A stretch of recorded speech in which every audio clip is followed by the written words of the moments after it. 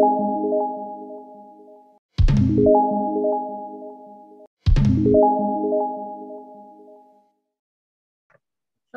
selamat malam Pak Irhandi. Selamat malam Bapak Ibu dan teman-teman yang terkasih dimanapun Anda sekalian semuanya berada. Perkenalkan saya Yolanda dari Seksi KKS Paroki Sunter, Gereja Santo Lukas. Saya ingin mengucapkan terima kasih sebanyak-banyaknya atas kehadiran Anda sekalian, di mana di dalam masa pandemi ini kita juga masih semua mengisinya dengan pengajaran yang bisa menguatkan iman kita. Pada malam hari ini, Pak Irhandi akan melanjutkan pengajaran Kisah Rasulnya bagian kedua, dan yang pasti akan lebih seru dari yang pertama. Ya, seperti kita tahu, Pak Irhandi dengan gaya bahasa sehari-hari yang sederhana dan yang belak-belakan, pasti kita akan menikmati pengajaran pada malam hari ini dengan baik, dan rasanya 2 jam pun tidak akan terasa lama. Nah, agar supaya pengajaran malam ini berlangsung dengan baik, ya tadi host sudah menonaktifkan semua speaker, tapi mohon perhatian Bapak Ibu. Semoga ya semua bisa tetap dinonaktifkan speakernya sehingga Pak Irhandi juga bisa mengajar dengan konsentrasi yang baik. Dan bagi yang ingin bertanya, silakan menuliskannya di kolom chat, nanti akan dibahas sesudah pengajaran ini selesai. Mari kita mulai pengajaran pada malam hari ini dan kita awali dengan doa pembuka yang akan dibawakan oleh Pak Hadi. Silakan Pak Hadi. Terima kasih Bu Yolanda, Pak Irhandi, Bapak Ibu sekalian. Mari kita awali pengajaran kita malam hari ini dengan terlebih dahulu berdoa. Dalam nama Bapa dan Putra dan Roh Kudus. Amin. Amin. Bapa terkasih, segala puji dan syukur kami panjatkan kehadirat-Mu atas berkat dan kasih-Mu di dalam kehidupan kami. Kami bersyukur atas penyertaan-Mu dalam tugas-tugas kami sepanjang hari ini. Teristimewa saat ini kami boleh dikumpulkan kembali untuk mendengarkan pengajaran sabda-Mu. Bapa di surga, kami mohon urapilah Bapak Irhandi dengan Roh Kudus-Mu, agar dapat menyampaikan dan mengajarkan sabda-Mu dengan baik kepada kami semua sesuai dengan kehendak-Mu. Bukalah juga hati dan pikiran kami ya Bapa, agar dimampukan untuk memahami sabda-Mu dengan baik. Tuntun dan bimbinglah kami, agar kami tidak hanya menjadi pendengar, tetapi juga dimampukan untuk menjadi pelaku sabda-Mu. Bapa di surga, kami serahkan acara kami malam hari ini dari awal, pertengahan hingga selesainya acara kami ke dalam kuasa Kudus-Mu. Berkatilah juga peralatan elektronik yang kami gunakan agar dapat berfungsi dengan baik. Terima kasih Bapa di surga, demi Yesus Kristus, Putra-Mu, Tuhan dan pengantara kami, yang hidup dan berkuasa kini dan sepanjang segala masa. Santo Lukas, doakanlah kami. Amin. Dalam nama Bapa dan Putra dan Roh Kudus. Amin. Amin. Terima kasih Pak Hadi untuk doanya.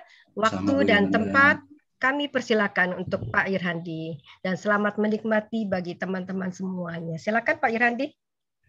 Baik Bu Yolanda, Pak Hadi, terima kasih. Ibu Bapak sekalian, selamat malam, salam jumpa, salam sejahtera, dan salam sehat selalu ya.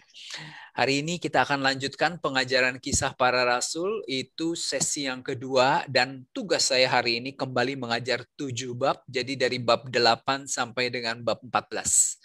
Kadang-kadang saya melihat slide saja, sudah jiper gitu, kayaknya banyak banget ya. Oleh sebab itu untuk menyingkat waktu, baik saya segera share screen dan kita lanjutkan mata pelajaran Kisah Para Rasul bagian kedua. Baik. Sudah kelihatan slide saya? Sudah. Sudah. Baik, kita lanjutkan ya. Kita masuk ke bab 8. Bab 8 ayat 1, Saulus juga setuju bahwa Stefanus mati dibunuh. Jadi saya katakan kisah pemartiran Stefanus memperkenalkan tokoh baru yang bernama Saulus. Saulus ini boleh dikatakan menjadi tokoh nanti di bagian kedua dari Kisah Para Rasul, mulai dari bab 9 sampai dengan bab 28. Pada waktu itu mulailah penganiayaan yang hebat terhadap jemaat di Yerusalem. mereka semua kecuali rasul-rasul tersebar ke seluruh daerah Yudea dan Samaria. Saudara, ada penganiayaan mengikuti pemartiran Stefanus, lalu umat ini melarikan diri, tersebar ke seluruh Yudea dan Samaria.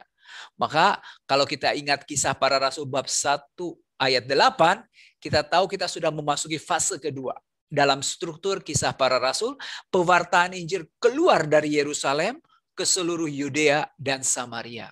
Saudara, tapi di situ saya berikan warna kuning, rasul-rasul ini bebas dari penganiayaan. Jadi mereka tetap bertahan di Yerusalem karena kemungkinan besar pemimpin agama Yahudi mengikuti nasihat Gamaliel. Minggu lalu Gamaliel berkata apa?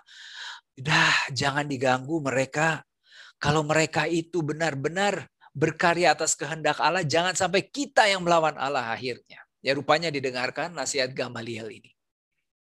Orang-orang saleh menguburkan mayat Stefanus serta meratapinya dengan sangat.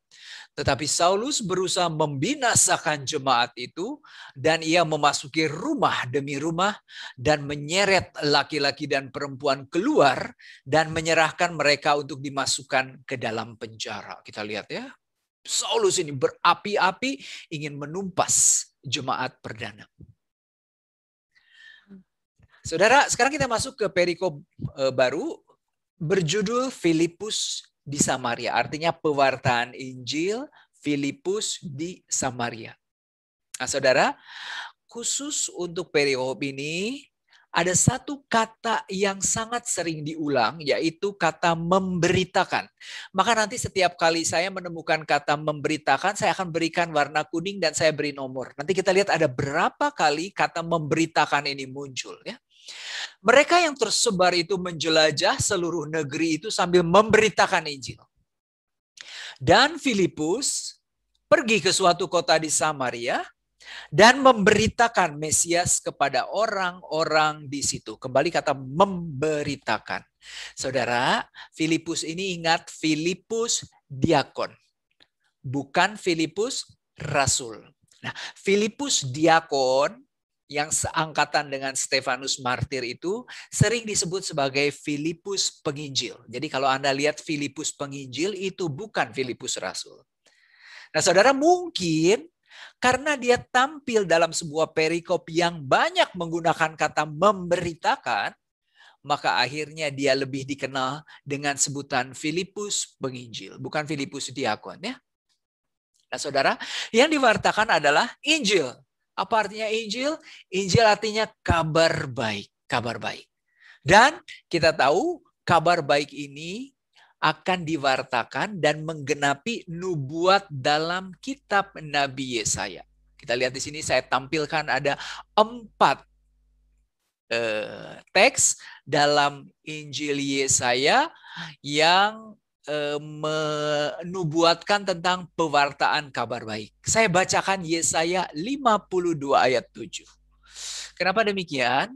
Ini ayat emas untuk Haristo. Dulu waktu dia jadi sekretaris 2, ini ayatnya dia. Kalau ayat saya yang Gamaliel kemarin, ya. Betapa indahnya kelihatan dari puncak bukit-bukit kedatangan pembawa berita yang mengabarkan berita damai dan memberitakan kabar baik, yang mengabarkan berita selamat dan berkata kepada Sion, Allahmu itu Raja.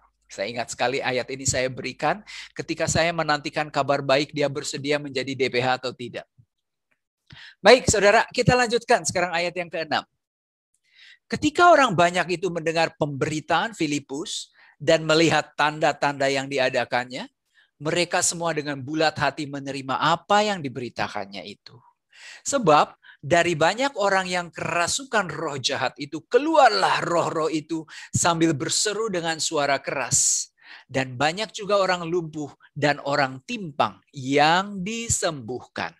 Maka sangat besarlah sukacita dalam kota itu. Sekarang saudara kita lihat di Samaria itu rupanya ada seseorang. Seorang yang bernama Simon. Telah sejak dahulu melakukan sihir di kota itu dan menakjubkan rakyat Samaria. serta berlagak seolah-olah ia seorang yang sangat penting. Semua orang besar kecil mengikuti dia dan berkata, orang ini adalah kuasa Allah yang terkenal sebagai kuasa besar. Dan mereka mengikutinya karena sudah lama ia menakjubkan mereka oleh perbuatan sihirnya. Saya rasa cukup jelas ya. Saudara, tetapi sekarang mereka percaya kepada Filipus yang memberitakan Injil tentang kerajaan Allah dan tentang nama Yesus Kristus, dan mereka memberi diri mereka dibaptis, baik laki-laki maupun perempuan. Jadi Filipus ini membaptis banyak orang di Samaria. Simon sendiri juga menjadi percaya. Simon si tukang sihir ini menjadi percaya, dan sesudah dibaptis, ia senantiasa bersama-sama dengan Filipus dan takjub ketika ia melihat tanda-tanda dan mukjizat-mukjizat besar yang terjadi. Nah, saudara, ayat 14.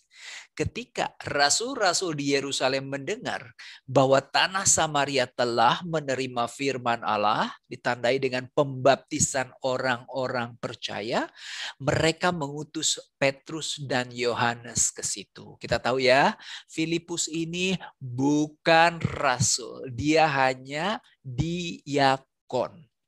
Meskipun dia mewartakan Injil, tapi dia bukan termasuk bilangan ke-12 rasul. Nah, dari Yerusalem kemudian dikirimlah 2 orang rasul yang bernama Petrus dan Yohanes. Setibanya di situ, kedua rasul itu berdoa supaya orang-orang Samaria itu beroleh Roh Kudus.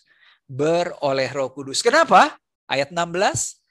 Sebab Roh Kudus belum turun di atas seorang pun di antara mereka, karena mereka hanya dibaptis dalam nama Tuhan Yesus. Jadi pada saat itu kemungkinan besar memang pembaptisan ini belum mengambil forma trinitaris. Dibaptis dalam nama Tuhan Yesus. Maka mereka belum menerima baptisan Roh Kudus. Nah, coba lihat. Baptisan Roh Kudus ini diberikan oleh siapa?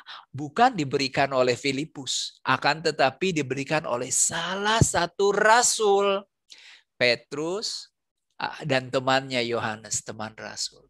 Nah, saudara, inilah kemungkinan cikal bakal sakramen penguatan.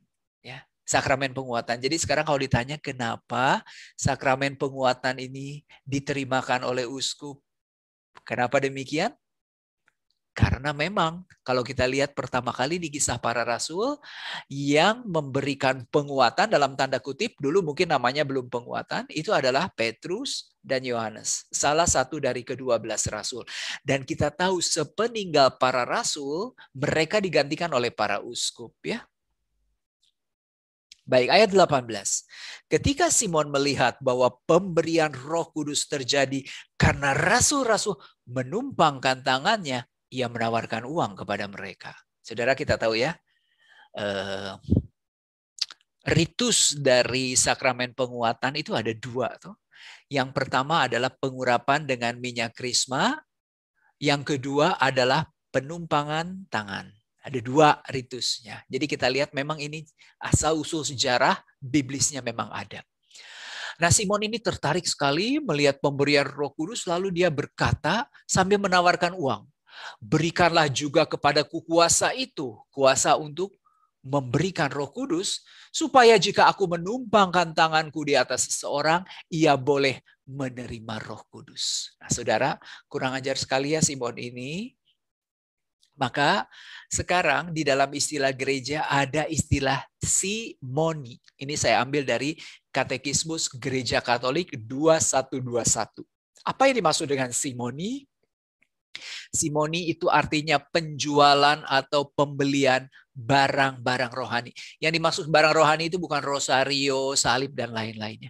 Barang-barang rohani dalam arti segala sesuatu yang berkaitan dengan karunia. Makanya tidak bisa ya karunia itu diperjualbelikan karena itu milik Allah. Diberikan kepada manusia secara cuma-cuma. Nah, ini ada dasarnya dari Simon tukang sihir atau Simon Magus. Saudara, Simon ini memang hanya diceritakan di Kisah Para Rasul di dalam kitab suci. Tapi tradisi mencatat lain. Tradisi mencatat lain. Simon ini rupanya selain menjadi tukang sihir, dia juga adalah bapak dari segala ajaran sesat. Bapak dari segala bid'ah. Yang kedua, dia juga diklaim sebagai bapak dari aliran yang namanya Gnostik. Jadi aliran Gnostik itu konon bersumber dari Simon. Simon Magus ya, Simon tukang sihir. Jadi menurut catatan Irenaeus kalau tidak salah, Simon ini sampai ke Roma pengaruhnya. Maka di Roma itu nanti akan didirikan sebuah patung di tepi sungai Tiber. Nah, di situ dikatakan Simon ini adalah Allah. Simon ini adalah Allah ya. Nah, saudara, jadi kita ingat kalau kita kenal kata simoni itu artinya jual beli karunia roh ya, dan itu dilarang oleh gereja. Baik, sekarang kita lanjutkan. Tetapi Petrus berkata kepadanya, binasalah kiranya uangmu itu bersama dengan engkau, karena engkau menyangka bahwa engkau dapat membeli karunia Allah dengan uang. Tidak ada bagian atau hakmu dalam perkara ini, sebab hatimu tidak lurus di hadapan Allah. Jadi bertobatlah dari kejahatanmu ini, dan berdoalah kepada Tuhan supaya Ia mengampuni niat hatimu ini. Sebab kulihat bahwa hatimu telah seperti empedu yang pahit dan terjerat dalam kejahatan. Jawab Simon, hendaklah kamu berdoa untuk aku kepada Tuhan, supaya kepadaku jangan kiranya terjadi segala apa yang telah kamu katakan itu. Ya. Nah saudara, setelah keduanya bersaksi dan memberitakan firman Tuhan, kembali kata memberitakan, kembalilah mereka ke Yerusalem, dan dalam perjalanan itu mereka memberitakan Injil dalam banyak kampung di Samaria. Saudara, keberhasilan dari Filipus penginjil ini apa? Menaklukkan kota Samaria. Kita tahu betapa bermusuhan orang-orang Samaria dengan orang-orang Yahudi. Tapi ternyata Injil ini mampu diwartakan di Samaria. Bahkan banyak orang yang bertobat dan memberi diri dibaptis. Maka tidak heran ya, Filipus ini dikenal dengan sebutan Filipus penginjil. Karena teks yang berbicara tentang Filipus, Kisah Para Rasul bab 8 ayat 4-25 mengulang berkali-kali kata memberitakan. Nah saudara, sekarang kita lanjutkan perikopnya tentang sida-sida dari Ethiopia. Ini juga suatu teks yang sangat terkenal. Kita baca ayat 26. Kemudian berkatalah seorang malaikat Tuhan kepada Filipus, katanya, bangunlah dan berangkatlah ke sebelah selatan menurut jalan yang turun dari Yerusalem ke Gaza. Jalan itu jalan yang sunyi. Saudara, Gaza Anda tahu daerah yang sedang panas sekarang. Lalu berangkatlah Filipus, adalah seorang Ethiopia, seorang sida-sida, pembesar, dan kepala perbendaharaan Sri Kandake, Ratu Negeri Ethiopia. Sida-sida berarti dia adalah laki-laki yang sudah dikebiri, yang sudah kehilangan maskulinitasnya. Pergi ke Yerusalem, si sida-sida ini pergi ke Yerusalem untuk beribadah. Jadi kita tahu orang Yahudi itu memang yang memiliki agama Yahudi. Akan tetapi rupanya agama Yahudi ini menarik banyak orang non-Yahudi. Salah satunya adalah sida-sida dari Ethiopia ini. Maka dia itu tidak segan-segan beribadah ke Yerusalem, ya, membaca kitab suci orang Yahudi dan lain-lain. Akan tetapi mereka tidak jadi penganut agama Yahudi. Kenapa? Karena biasanya mereka itu terbentur dengan sunat. Terbentur dengan sunat. Nah, orang-orang seperti ini yang disebut sebagai orang-orang yang takut pada Allah. Orang-orang yang takut pada Allah itu adalah orang-orang yang simpatisan terhadap agama Yahudi, akan tetapi stop sampai dengan sunat. Karena mereka merasa memang tidak bisa melaksanakan praktek sunat. Dan saudara, khusus untuk sida-sida ini kemungkinan besar dia akan sulit untuk menjadi anggota jemaat Tuhan. Kenapa? Kitab Taurat Ulangan bab 23 ayat 1 mengatakan bahwa orang yang hancur buah pelirnya atau yang terpotong kemaluannya, janganlah masuk jemaat Tuhan. Tidak boleh. Jadi mereka menjadi bagian dari jemaat Tuhan. Maka cukuplah dia hanya sampai pada status orang yang takut pada Allah. Nah, sekarang orang itu sedang dalam perjalanan pulang dan duduk dalam kereta sambil membaca kitab Nabi Yesaya. Lalu kata Roh kepada Filipus, pergilah ke situ dan dekatilah kereta itu. Saudara, yang dibaca memang nanti disebutkan. Tapi sekarang saya mau mengajak ibu bapak sekalian untuk melihat kenapa si orang Ethiopia ini tertarik membaca kitab Yesaya. Kita aja baca kitab Yesaya ini mabok 66 bab. Nah saudara, kalau kita masuk ke Yesaya mulai bab 56, kita sebut itu Yesaya bagian ketiga. Atau Trito Yesaya bercerita tentang pemulihan Israel. Israel yang dipulihkan. Ya. Nah saudara, bab 56 ini berbicara tentang orang asing dan orang-orang yang dikebiri. Mereka ini dianggap biasanya sebagai orang-orang yang tidak diakui di tengah masyarakat Yahudi. Tetapi lihat bagaimana Allah meninggikan orang-orang yang biasanya direndahkan. Di Yesaya bab 56 ayat 3 dikatakan, janganlah orang asing yang menggabungkan diri kepada Tuhan berkata, sudah tentu Tuhan hendak memisahkan aku daripada umatnya. Dan janganlah orang kebiri berkata, sesungguhnya aku ini pohon yang kering. Kita lihat ya, dua kelompok dalam masyarakat, orang asing dan orang yang dikebiri menganggap diri tidak layak menjadi jemaat Tuhan. Ya, dikucilkan, direndahkan, dinomorduakan oleh masyarakat Yahudi. Tapi nanti ketika Israel dipulihkan, hal itu akan diperbaiki, direvisi. Sebab beginilah firman Tuhan kepada orang-orang kebiri yang memelihara hari-hari Sabatku dan yang memilih apa yang ku kehendaki dan yang berpegang pada perjanjianku, kepada mereka akan kuberikan dalam rumahku dan di lingkungan tembok-tembok kediamanku suatu tanda peringatan, dan nama itu lebih baik daripada anak lelaki dan perempuan, suatu nama abadi yang tidak akan lenyap akan kuberikan kepada mereka. Kata Yesus, orang-orang yang dikebiri ini tidak bisa punya anak laki-laki maupun perempuan. Jangan takut. Nanti di baitku akan kubuatkan tembok khusus untuk memperingati nama mereka. Dan catatan di tembok bait Allah ini akan lebih berguna daripada anak laki-laki dan perempuan karena tidak pernah akan lenyap sepanjang masa. Jadi saudara, bagaimana ya orang orang Ethiopia ini tidak tertarik membaca kitab Nabi Yesaya? Baik, sekarang kita lanjutkan. Filipus segera ke situ dan mendengar sida-sida itu sedang membaca kitab Nabi Yesaya. Oke, kita lanjutkan sekarang. Jawabnya, sekarang yang dibaca itu apa? Ya. Jawabnya, Filipus ini segera ke situ dan mendengar sida-sida itu sedang membaca kitab Nabi Yesaya. Lalu kata Filipus, mengertikah Tuhan apa yang Tuhan baca itu? Jawabnya, bagaimana aku dapat mengerti kalau tidak ada yang membimbing aku? Memang susah kitab Nabi Yesaya.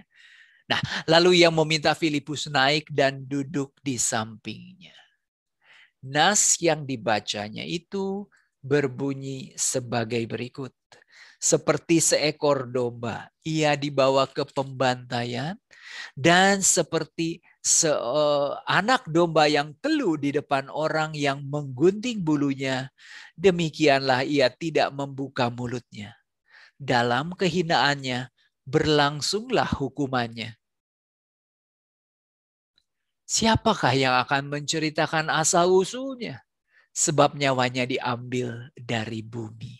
Saudara, teks ini diambil dari Yesaya bab 53. Yesaya bab 53 ayat 7 dan 8. Kalau kita tahu, Yesaya bab 53 ini berbicara tentang hamba Tuhan. Ya. Di dalam Yesaya bagian kedua, ini ada 4 nyanyian tentang hamba Tuhan. Ini nyanyian yang keempat, paling panjang.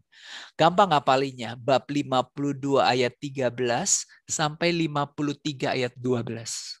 Nah, salah satunya ayat 7 dan 8, inilah yang dibaca oleh sida-sida dari Ethiopia itu. Baik saudara, siapa hamba Tuhan itu? Ya kan, siapa hamba Tuhan itu? Nah saudara, maka kata sida-sida itu kepada Filipus, aku bertanya kepadamu tentang siapa nabi itu berkata demikian, tentang dirinya sendiri atau tentang orang lain? Maka mulailah Filipus berbicara dan bertolak dari nas itu, lalu ia memberitakan Injil Yesus kepadanya. Lihat ya, kata memberitakan terus-menerus dikaitkan dengan Filipus. Nah saudara, sekarang lanjut ke ayat 36. Mereka melanjutkan perjalanan mereka dan tiba di suatu tempat yang ada air. Lalu kata sida-sida itu, lihat di situ ada air. Apa halangannya jika aku dibaptis? Saudara, kalau dia mau menjadi anggota jemaah Yahudi, ada halangannya. Karena dia sida-sida. Ulangan tadi melarang seorang yang tidak maskulin untuk menjadi bagian dari jemaah Tuhan. Nah sekarang dia tanya, situ ada air loh. Kalau aku dibaptis ada halangannya enggak? Yang jelas tentu saja tidak ada. Tentu saja tidak ada, ya toh? Nah saudara, kalau kita lihat apa yang diajarkan oleh Filipus itu tadi adalah katekese yang paling pendek ya. Katekumenat kalau kita kan 1 tahun, ini hanya beberapa jam. Lalu orang Ethiopia itu menyuruh menghentikan kereta itu, keduanya turun ke dalam air, baik Filipus maupun sida-sida itu, dan Filipus membaptis dia. Dan setelah mereka keluar dari air, Roh Tuhan tiba-tiba melarikan Filipus, dan sida-sida itu tidak melihatnya lagi. Ia meneruskan perjalanannya dengan sukacita. Saudara, Roh melarikan seseorang, ini juga kita lihat kaitannya dengan kisah Nabi Elia dan Nabi Elisa. Ya, di kitab 1 dan 2 Raja-Raja diceritakan bagaimana roh itu bisa memindahkan Elia dan Elisa dari satu tempat ke tempat yang lain. Nah saudara, meskipun tidak melihat Filipus lagi, sida-sida Ethiopia ini sangat bersuka cita, dia melanjutkan perjalanannya.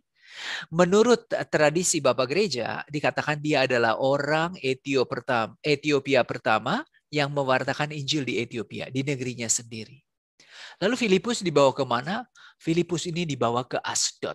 Maka kalau kita lihat inilah kisah perjalanan misi yang dilakukan oleh Filipus. Ya. Dia itu sebetulnya keluar dari Yerusalem, lalu kita tahu dia mewartakan Injil sampai Samaria. Lalu dalam perjalanan dari Samaria dia sampai ke Gaza, perjalanan Gaza nomor 5 ini, di mana dia membaptis orang sida-sida Ethiopia. Lalu dia dibawa ke Azotus. Azotus itu Asdod ya, kota di Filistin. Kota di Filistin. Ia berjalan melalui daerah itu dan memberitakan Injil di semua kota sampai ia tiba di Kaisarea. Anda lihat Kaisarea di atas, di sebelah utara. Kaisarea ini adalah ibu kota dari Yudea, tapi ibu kota Romawi. Kalau Yerusalem kan ibu kota Yahudi, ini ibu kota Romawi. Ya, ibu kota Romawi. Inilah peta perjalanan misi yang dilakukan oleh Filipus. Nanti kita lihat, kita akan melihat bahwa Filipus ini nampaknya tinggal cukup lama ya di Kaisarea. Di bab 21 ayat 8 kita lihat nanti bagaimana Paulus dan Silas ini berkunjung ke rumah Filipus di Kaisarea. Oke. Nah, saudara, sekarang kita masuk ke bab 9. Bab 9 ini kita akan membahas tentang kisah pertobatan Saulus, ya, sebuah kisah yang sangat fenomenal dan selalu menjadi inspirasi bagi pelukis-pelukis antik dan pelukis-pelukis modern. Kita baca. Sementara itu berkobar-kobar hati Saulus untuk mengancam dan membunuh murid-murid Tuhan. Ia menghadap imam besar. Saudara, saya beri garis murid-murid Tuhan. Jadi jemaat perdana, umat Kristen yang pertama, itu diberi berbagai macam gelar. Yang pertama adalah murid-murid Tuhan. dan meminta surat kuasa dari imam besar untuk dibawa kepada majelis-majelis Yahudi di Damsyik. Ya. Damsyik ini ibu kota Syria, supaya jika ia menemukan laki-laki atau perempuan yang mengikuti jalan Tuhan, ia menangkap mereka dan membawa mereka ke Yerusalem. Sekali lagi, ya, umat Kristen juga disebut yang mengikuti jalan Tuhan, yang mengikuti jalan Tuhan. Kemungkinan besar ini dikaitkan dengan Yesaya bab 40 ayat 3. Ada suara yang berseru-seru, persiapkan di padang gurun jalan untuk Tuhan. Ya, ini adalah janji bahwa Allah akan membawa bangsa Yahudi pulang dari pembuangan Babel. Eksodus baru. Ya, maka kalau gitu kita lihat bahwa percaya kepada Yesus merupakan peristiwa Eksodus baru, peristiwa keluaran baru. Nah, saudara, kisah pertobatan Saulus ditemukan di bab 9 dalam Kisah Para Rasul, nanti diulang di bab 22 dan di bab 26. Minggu lalu saya sudah jelaskan alasannya kenapa. Karena Kisah Para Rasul merupakan cara Lukas untuk membela karya kerasulan Saulus atau Paulus.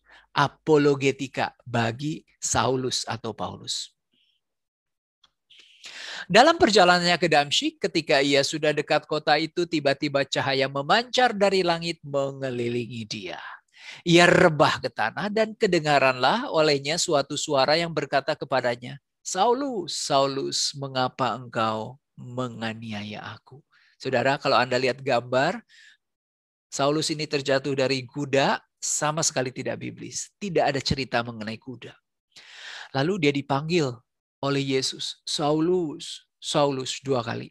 Biasa ya, untuk menarik perhatian tuh orang dipanggil 2 kali. Musa, Musa, Samuel, Samuel. Nah biasanya orang-orang yang dipanggil 2 kali itu akan diutus oleh Allah. Maka nanti kalau mau pilih ketua lingkungan itu yang cocok orang-orangnya panggil 2 kali. Karena 2 kali itu biasanya cara kitab suci memanggil orang-orang yang siap diutus. Saudara, aneh ya. Mengapa engkau menganiaya aku? Paulus kan nggak menganiaya Yesus. Paulus ini diperkenalkan sesudah Yesus wafat. Tetapi kita tahu dia menganiaya gerejanya. Dan gereja itu adalah tubuh Kristus. Maka Saulus, Saulus, mengapa engkau menganiaya tubuhku yang adalah gereja? Saudara, ini juga teologi Paulus. Nanti kita lihat di surat-surat Paulus, bagaimana Paulus melambangkan gereja itu sebagai tubuh mistik Kristus. 1 Korintus bab 12 misalnya. Jawab Saulus, siapakah engkau Tuhan? Katanya, akulah Yesus yang kau aniaya itu. Tetapi bangunlah dan pergilah ke dalam kota. Di sana akan dikatakan kepadamu apa yang harus kau perbuat. Saudara, dia itu selalu mengklaim sebagai rasul. Padahal rasul itu ditetapkan ketika Yesus masih ada di dunia. Ada 12 jumlahnya. Tidak pernah ada nama Paulus di sana. Tetapi kenapa di surat-suratnya dia selalu mengklaim dirinya sebagai rasul? Misalnya di 1 Korintus bab 9 ayat 1. Bukankah aku rasul? Bukankah aku orang bebas? Bukankah aku telah melihat Yesus Tuhan kita? Bukankah kamu adalah buah pekerjaanku di dalam Tuhan? Saudara, kata Paulus, saya ini rasul karena Tuhan sendiri yang mengutus saya. Ya. Maka termangu-mangulah teman-temannya seperjalanan, karena mereka memang mendengar suara itu tetapi tidak melihat seorang juga pun. Nah, nanti bandingkan. Kalau di bab 22 ayat 9 terbalik. Mereka tidak melihat apapun tapi mendengar suara. Jadi rada beda memang. Ada orang yang suka membandingkan 3 kisah pertobatan Saulus. Ya. Coba lihatlah ada bedanya.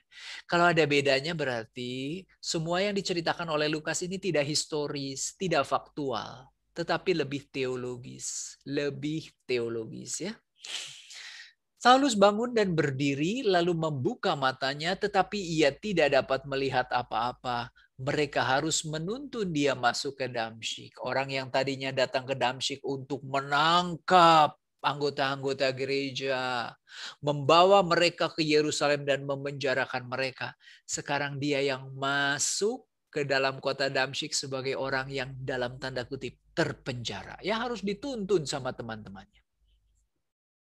3 hari lamanya ia tidak dapat melihat, 3 hari lamanya tidak makan dan minum. Berarti dia berpuasa selama 3 hari. Ya.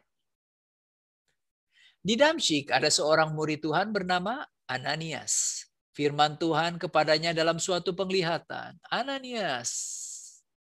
Jawabnya, ini aku Tuhan. Firman Tuhan. Mari, pergilah ke jalan yang bernama Jalan Lurus. Dan carilah di rumah Yudas, seorang dari Tarsus yang bernama Saulus. Ia sekarang berdoa. Dan dalam suatu penglihatan ia melihat bahwa seorang yang bernama Ananias masuk ke dalam dan menumpangkan tangannya ke atasnya supaya ia dapat melihat lagi. Lihat gaya Lukas luar biasa.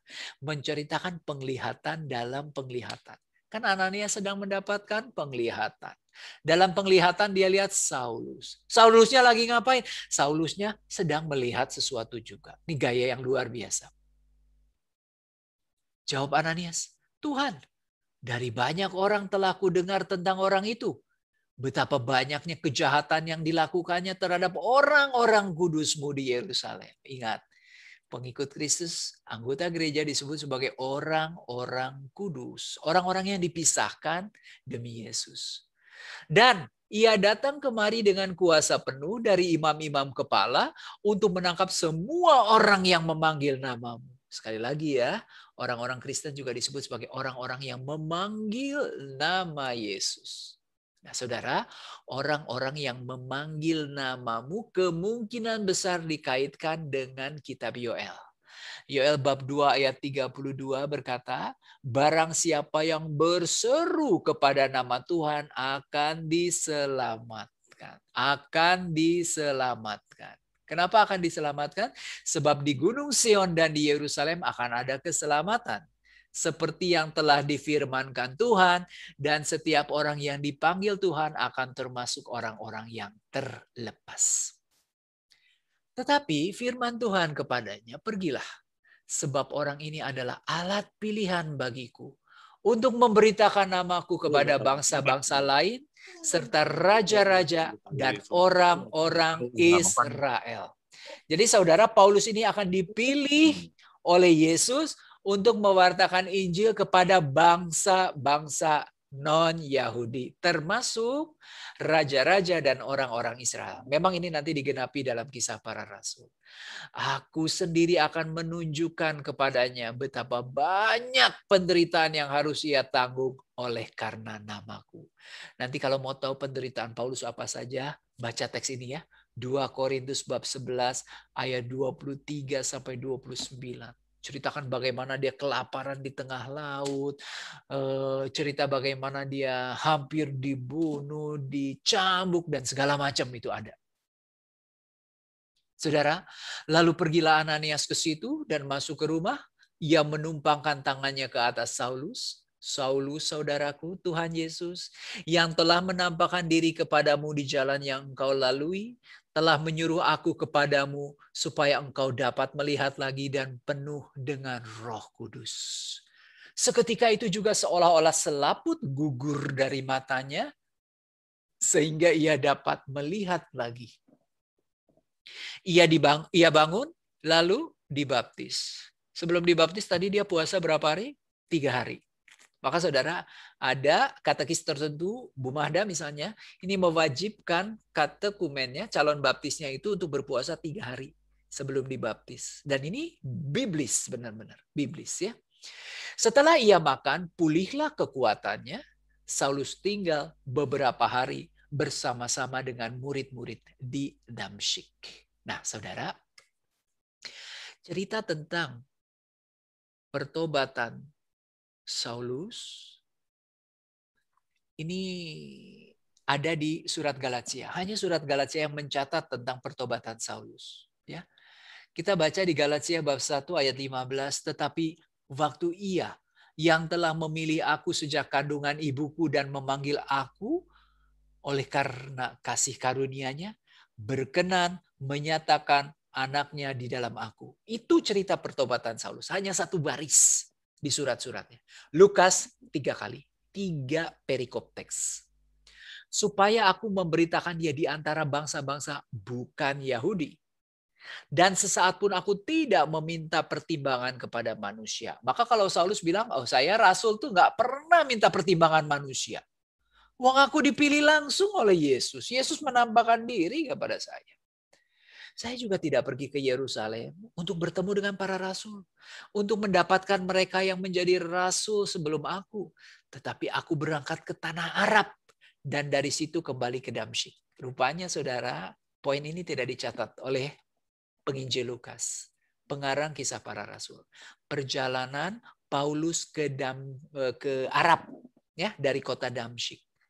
Selama 3 tahun Paulus ini berada di tanah Arab.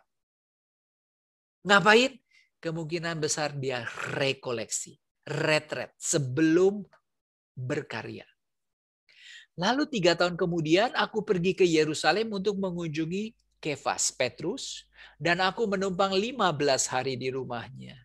Tetapi aku tidak melihat seorang pun dari rasul-rasul lain kecuali Yakobus, saudara Yesus. Yakobus, saudara Yesus. Saudara, rupanya 3 tahun sesudah dia mengunjungi Arab, baru dia pergi ke Yerusalem, tapi hanya bertemu dengan Petrus dan Yakobus. Ya, di hadapan Allah kutegaskan bahwa apa yang kutuliskan kepadamu ini benar, aku tidak berdusta.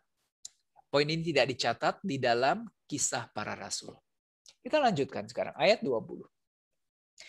Ketika itu juga ia memberitakan Yesus di rumah-rumah ibadat dan mengatakan bahwa Yesus adalah anak Allah. Saudara, ingat ya, meskipun dia menjadi rasul untuk bangsa-bangsa non-Yahudi, tetapi karya misionaris Paulus selalu dimulai di rumah-rumah ibadat. Nah, ini berpikiran secara praktis. Karena apa? Sinagoga atau rumah ibadat adalah tempat berkumpulnya orang-orang Yahudi dan orang-orang non-Yahudi yang takut pada Allah. Jadi ini enak gitu ya. Targetnya ada di sana.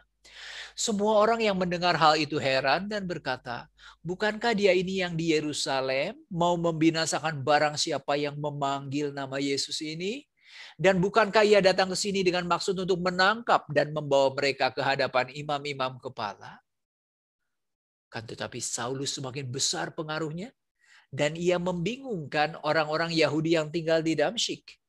Karena ia membuktikan bahwa Yesus adalah Mesias. Beberapa hari kemudian, orang Yahudi merundingkan suatu rencana untuk membunuh Saulus. Tetapi maksud jahat itu diketahui oleh Saulus. Siang malam orang-orang Yahudi mengawal semua pintu gerbang kota supaya dapat membunuhnya. Sungguh pun demikian, pada suatu malam murid-muridnya mengambilnya dan menurunkannya dari atas tembok kota dalam sebuah keranjang. Nah, saudara, kejadian ini dicatat juga dalam suratnya 2 Korintus bab 11 ayat 32. Tetapi rupanya dalam catatan surat 2 Korintus dikatakan rupanya ada yang jahat juga selain dari orang-orang Yahudi, yaitu wali negeri Raja Aretas di kota Damsyik menyuruh mengawal kota orang-orang Damsyik untuk menangkap aku, ya. Tetapi dalam sebuah keranjang aku diturunkan dari sebuah tingkap keluar tembok kota dan dengan demikian aku terluput dari tangannya. Saudara, berarti ini kejadian ini historis ya, sampai 2 kali dicatat. Setibanya di Yerusalem, Saulus mencoba menggabungkan diri kepada murid-murid. Tetapi semuanya takut kepadanya karena mereka tidak dapat percaya bahwa ia juga seorang murid. Wajar ya. Tetapi Barnabas menerima dia dan membawanya kepada rasul-rasul. Nah, kalau kita lihat tadi dari catatan surat Galatia, kemungkinan besar rasul-rasul ini adalah Petrus dan Yakobus. Dan menceritakan kepada mereka bagaimana Saulus melihat Tuhan di tengah jalan, dan bahwa Tuhan berbicara dengan dia, dan bagaimana keberaniannya mengajar di Damsyik dalam nama Yesus. Dan Saulus tetap bersama-sama dengan mereka di Yerusalem, dan dengan keberanian mengajar dalam nama Tuhan. Ia juga berbicara dan bersoal jawab dengan orang-orang Yahudi yang berbahasa Yunani. Tetapi mereka pun berusaha membunuh dia. Kan tetapi, setelah hal itu diketahui oleh saudara-saudara anggota jemaat, mereka membawa dia ke Kaisarea dan dari situ membantu dia ke Tarsus. Anda lihat ya, kota Tarsus itu di mana? Tarsus, kalau tadi Kaisarea ini masih di selatan begini, Tarsus ini di utara, di provinsi Turki tapi bagian selatan, ya, namanya Kilikia.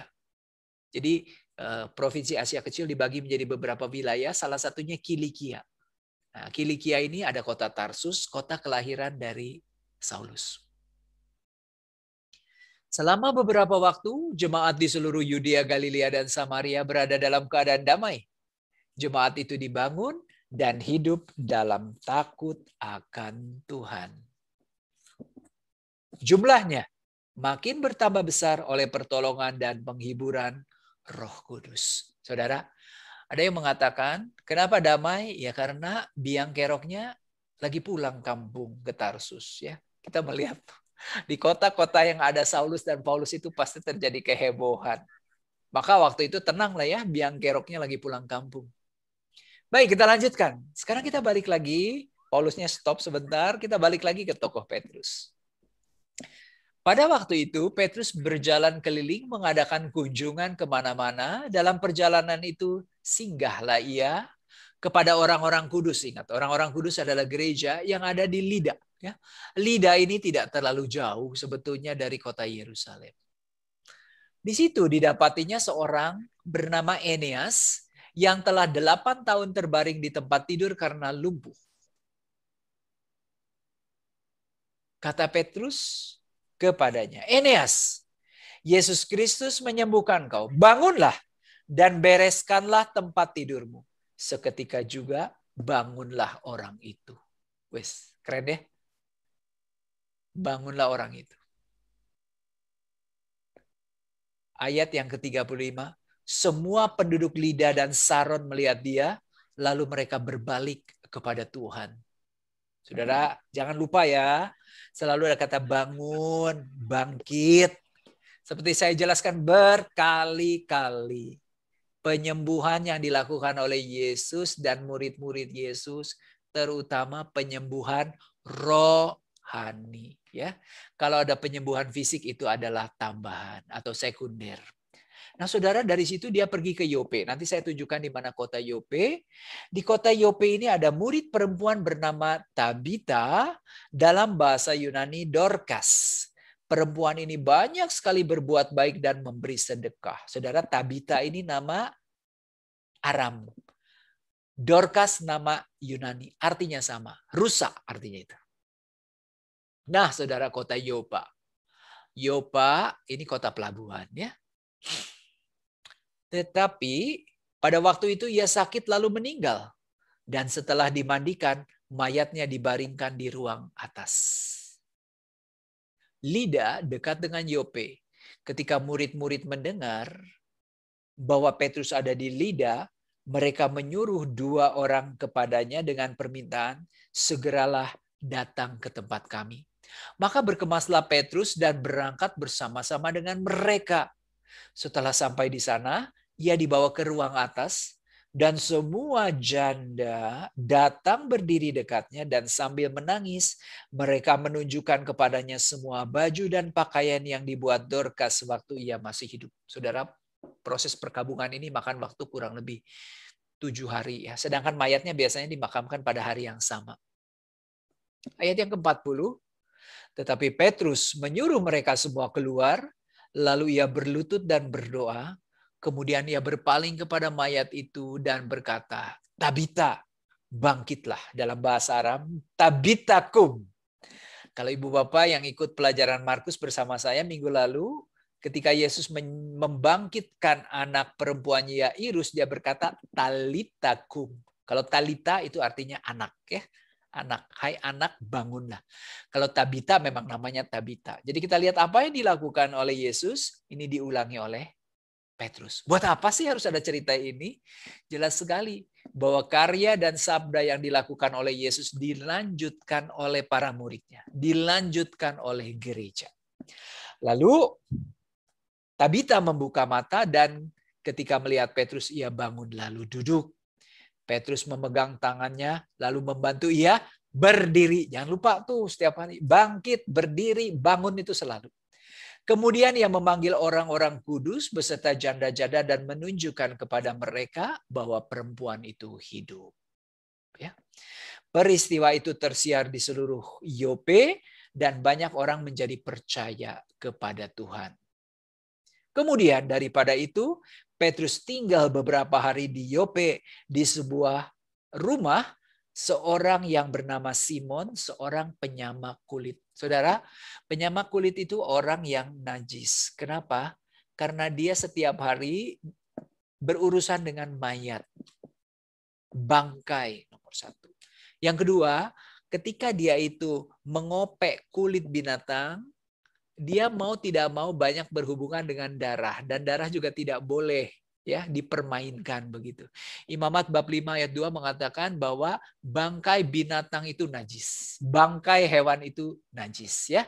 Maka seorang penyamak kulit otomatis najis, pendosa. Tetapi Petrus memilih tinggal di rumah seorang pendosa.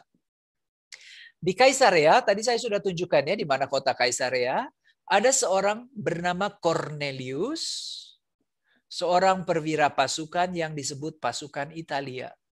Perwira pasukan Centurion itu adalah kepala dari 100 orang pasukan. Jadi regunya dia itu 100 orang. Ia saleh, ia serta seisi rumahnya takut akan Allah. Ya, berarti simpatisan agama Yahudi. Tetapi belum masuk menjadi pemeluk agama Yahudi. Stop sebelum sunat. Ya. Dan ia memberi banyak sedekah kepada umat Yahudi dan senantiasa berdoa kepada Allah. Dalam suatu penglihatan, kira-kira jam 3 petang, jelas tampak kepadanya seorang malaikat Allah masuk ke rumahnya dan berkata kepadanya, Cornelius. Saudara, jam 3 adalah jam persembahan di bait Allah. Jam 3 dan jam 9. Ia menatap malaikat itu dan dengan takut ia berkata, ada apa Tuhan? Jawab malaikat itu, semua doamu dan sedekahmu telah naik ke hadirat Allah. Dan Allah mengingat engkau. Saudara, kalau belajar kitab Daniel bab 9 diceritakan bagaimana Daniel ini berpuasa dan berdoa. Lalu akhirnya Tuhan mengirimkan malaikat untuk menjawab doa Daniel. Ini mirip nih. Ayat yang kelima.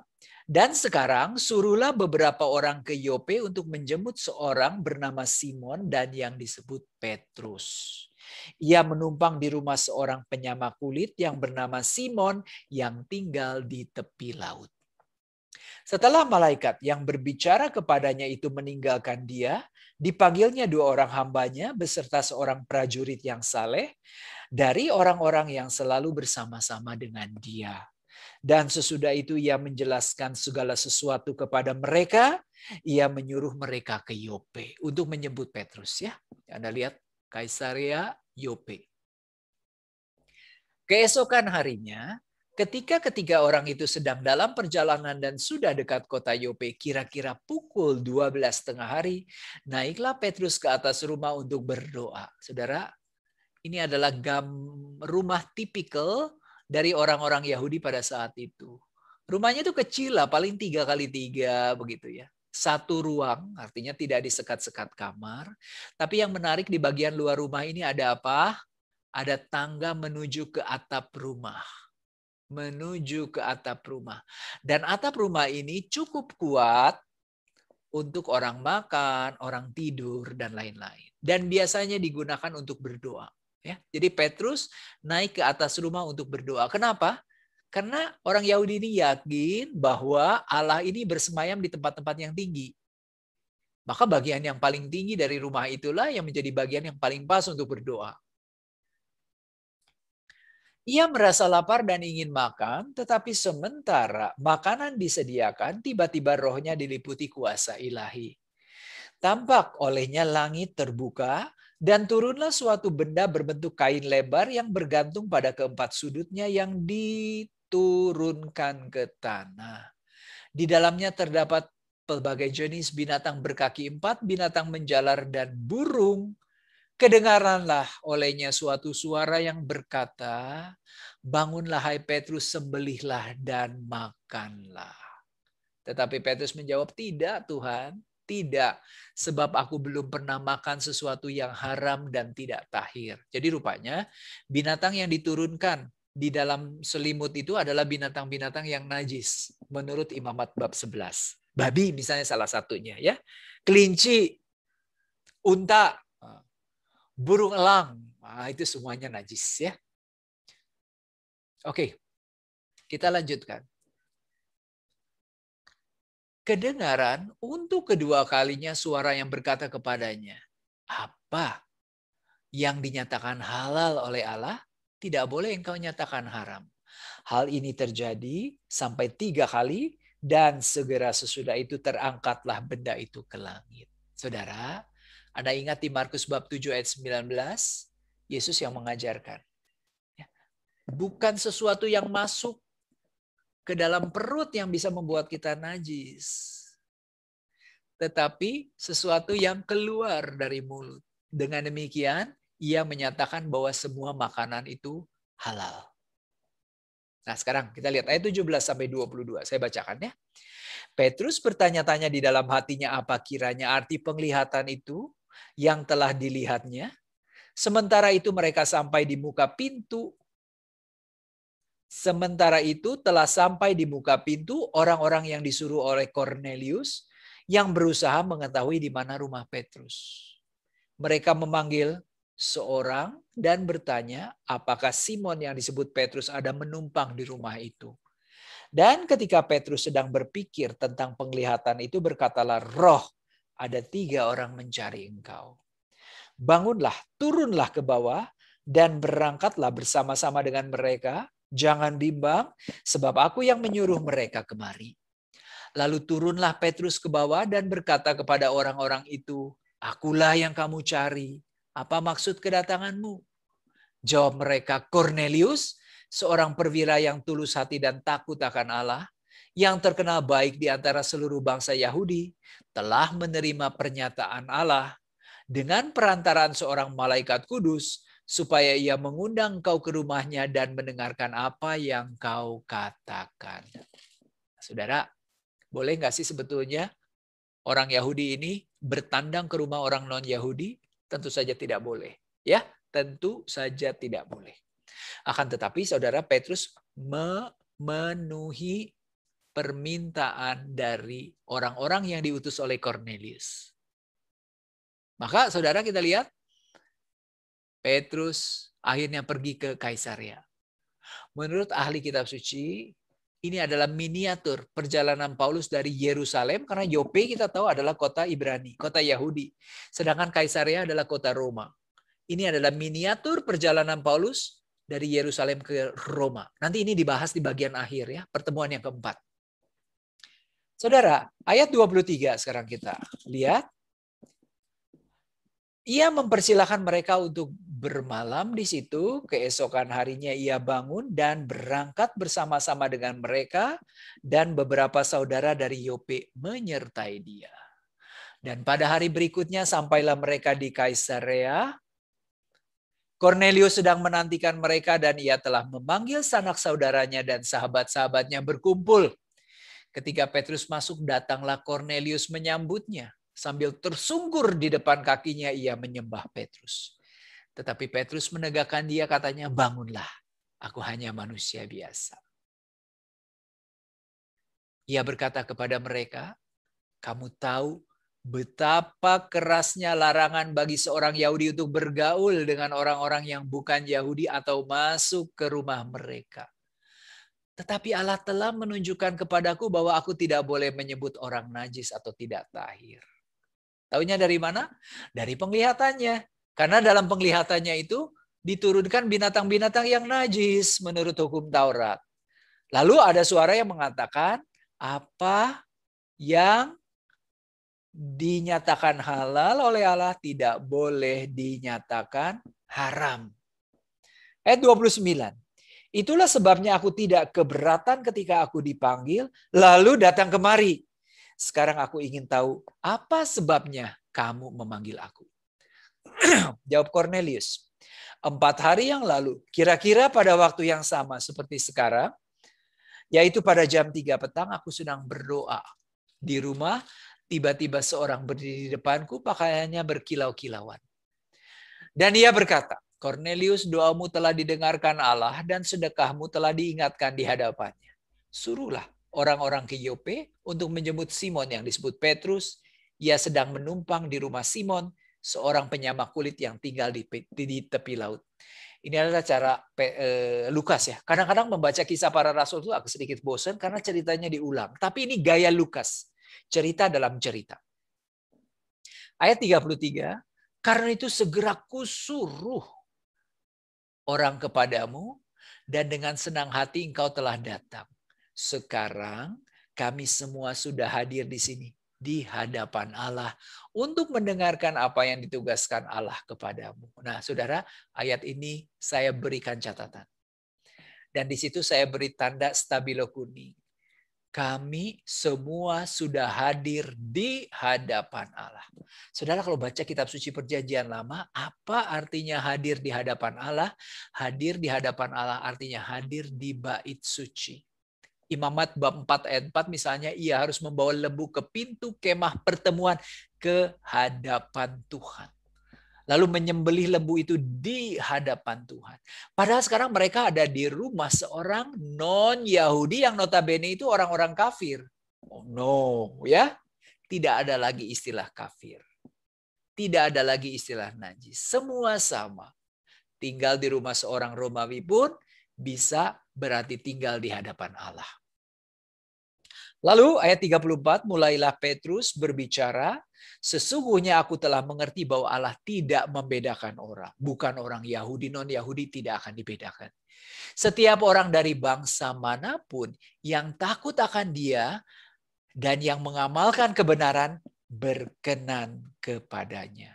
Ya, saudara, sesudah itu Petrus memberikan sebuah khotbah. Khotbahnya mulai ayat 36 sampai dengan ayat yang ke-42. Saya tidak bahas di sini karena ini cukup jelas. Cerita tentang Yesus lah ya, cerita tentang Yesus. Saya lanjutkan di ayat 43 sekarang.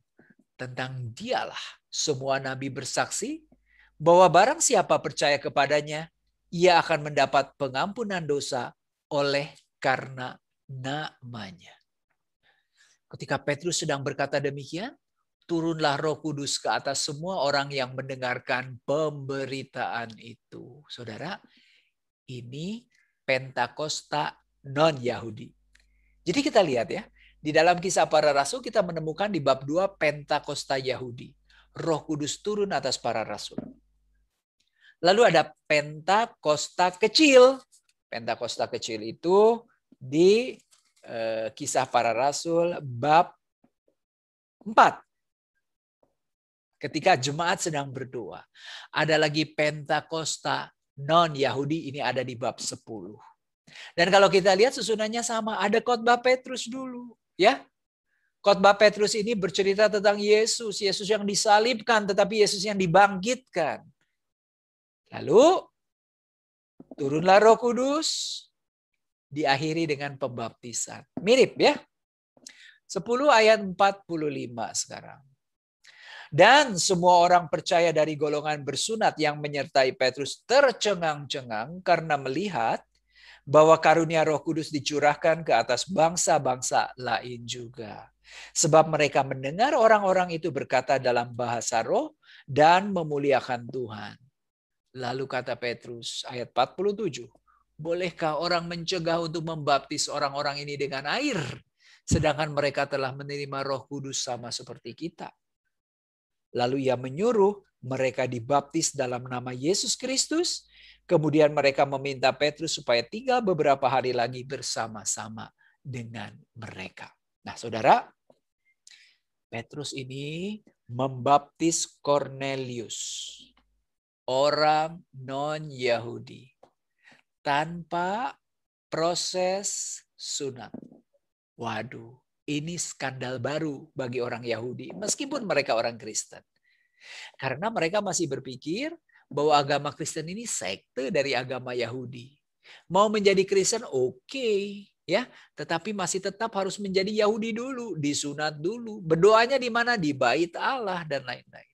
Maka ini jadi skandal. Nah, saudara, skandal ini perlu dipertanggungjawabkan oleh Petrus. Maka nanti bab 11 ayat 1 sampai dengan ayat ke-18, Petrus mempertanggungjawabkan baptisan Kornelius di Yerusalem.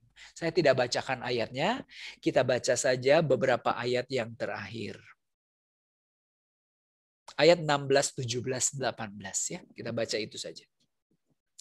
Maka teringatlah aku akan perkataan Tuhan, Yohanes membaptis dengan air, tetapi kamu akan dibaptis dengan Roh Kudus ketika dia melihat peristiwa Roh Kudus turun atas orang-orang non-Yahudi. Jadi jika Allah memberikan karunia-Nya kepada mereka sama seperti kepada kita pada waktu kita mulai percaya kepada Yesus Kristus, bagaimana mungkin aku mencegah dia? Kita ini mengalami Pentakosta, mereka juga. Ketika mereka mendengar hal itu, mereka menjadi tenang, lalu memuliakan Allah. Katanya, jadi kepada bangsa-bangsa lain juga Allah mengaruniakan pertobatan yang memimpin kepada hidup. Nah, saudara, cerita tentang Petrusnya stop lagi. Sekarang kita balik ke Paulus. Ayat 19. Sementara itu banyak saudara-saudara telah tersebar karena penganiayaan timbul sesudah Stefanus dihukum mati. Mereka tersebar sampai Fenisia, ya, Tirus Sidon di sebelah utara, Siprus ini di Laut Mediterania, dan Antiokhia. Ini Antiokhia yang ada di Syria. Namun mereka memberitakan Injil kepada orang Yahudi saja. Saudara, kita melihat rupanya di luar Yerusalem ada beberapa pusat kekristenan. Salah satunya adalah Antiokhia. Akan tetapi di antara mereka ada beberapa orang Siprus dan orang Kirene. Kirene ini orang Libya ya. Yang tiba di Antiokhia dan berkata-kata juga kepada orang-orang Yunani dan memberitakan Injil bahwa Yesus adalah Tuhan. Dan tangan Tuhan menyertai mereka dan sejumlah besar orang menjadi percaya dan berbalik kepada Tuhan. Ayat 22. Maka sampailah kabar tentang mereka itu kepada jemaat di Yerusalem. Lalu jemaat itu mengutus Barnabas ke Antiokhia. Ya, kita lihat ya, rupanya perkembangan gereja di luar Yerusalem ini tetap dipantau oleh gereja di Yerusalem. Nah, ini mirip sekarang ya, ada gereja lokal dan gereja universal. Setelah Barnabas datang dan melihat kasih karunia Allah, bersukacitalah ia menasihati mereka supaya mereka semua tetap setia kepada Tuhan. Karena Barnabas adalah seorang yang baik, penuh dengan Roh Kudus dan iman, sejumlah orang dibawa kepada Tuhan. Lalu, pergilah Barnabas ke Tarsus untuk mencari Saulus. Dan setelah bertemu dengan dia, ia membawanya ke Antiokhia. Saudara, rupanya Barnabas ini cukup bersahabat dengan Paulus. Paulus kan tadi dari Damsyik kembali ke Tarsus, ya. Nah, sekarang dijemput dari Tarsus. Saudara, kita lanjutkan, ada beberapa ayat 27, 28, 29. Pada waktu itu datang beberapa nabi dari Yerusalem ke Antiokhia. Seorang dari mereka bernama Agabus bangkit, dan oleh kuasa roh ia mengatakan bahwa seluruh dunia akan ditimpa bahaya kelaparan yang besar. Hal itu terjadi juga pada zaman Claudius, Kaisar Roma ya. Kelaparan ini tercatat dalam sejarah Romawi tahun 40 Masehi. Lalu murid-murid memutuskan untuk mengumpulkan suatu sumbangan sesuai dengan kemampuan mereka masing-masing dan mengirimkannya kepada saudara-saudara yang diam di Yudea. Saudara, ada seorang pengarang buku yang membahas tentang 1 tahun pandemi. Dan dia mengutip teks ini. Ya. pandemi sudah 1 tahun. Sekarang udah 1,5 tahun malahan ya. Bukunya udah beberapa bulan yang lalu. Kita harus belajar dari teks ini bagaimana menyikapi pandemi. Pada saat pandemi, ini sama dengan dunia pada saat itu mengalami bahaya kelaparan. Ketika Agabus menubuatkan tentang hal itu, orang tidak bertanya-tanya. Mengapa terjadi kelaparan? Mengapa Tuhan membiarkan banyak orang lapar? Sama seperti kita bertanya, mengapa terjadi pandemi? Mengapa Tuhan membiarkan banyak orang sakit atau banyak orang mati? Tidak ditanya itu. Tetapi yang difokuskan adalah what next? Apa yang harus kita lakukan? Oh, yang harus kita lakukan sekarang mengumpulkan sumbangan.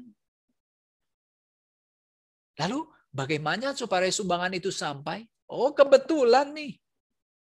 Si Barnabas dan Paulus ini akan pergi ke Yudea, titip mereka saja. Ya. Jadi sekarang menghadapi kesulitan itu yang pertama, apa yang harus dilakukan dan bagaimana hal itu dilakukan. Maka sekarang saudara, kalau bertemu dengan pandemi juga begitu. Bukannya bertanya kenapa terjadi pandemi, bukan itu. Yang ditanya adalah apa yang harus kita lakukan dan bagaimana kita menyelesaikan masalah itu. Ya. Baik saudara, sekarang ayat 26 tadi saya sedikit tertinggal. Mereka tinggal bersama-sama dengan jemaat itu 1 tahun lamanya sambil mengajar banyak orang di Antiokhia lah murid-murid untuk pertama kali disebut Kristen. Saudara, pengikut Kristus disebut sebagai orang Kristen itu hanya 2 kali dalam kitab suci. Pertama di Kisah Para Rasul bab 11 ayat 26, satu lagi di 1 Petrus bab 4 ayat 16. Tetapi jika ia menderita sebagai orang Kristen, maka janganlah ia malu. Jadi hanya 2 kali ya. Baik, lanjut saudara, sekarang di bab 12, masih 3 bab. Oke, saya rasa selesai. Kira-kira pada waktu Raja Herodes mulai bertindak dengan keras terhadap beberapa dari jemaat, ia menyuruh membunuh Yakobus, saudara Yohanes, dengan pedang. Jadi saudara, Herodes ini adalah Herodes Agripa ya. Karena kita berbicara tahun 40-an.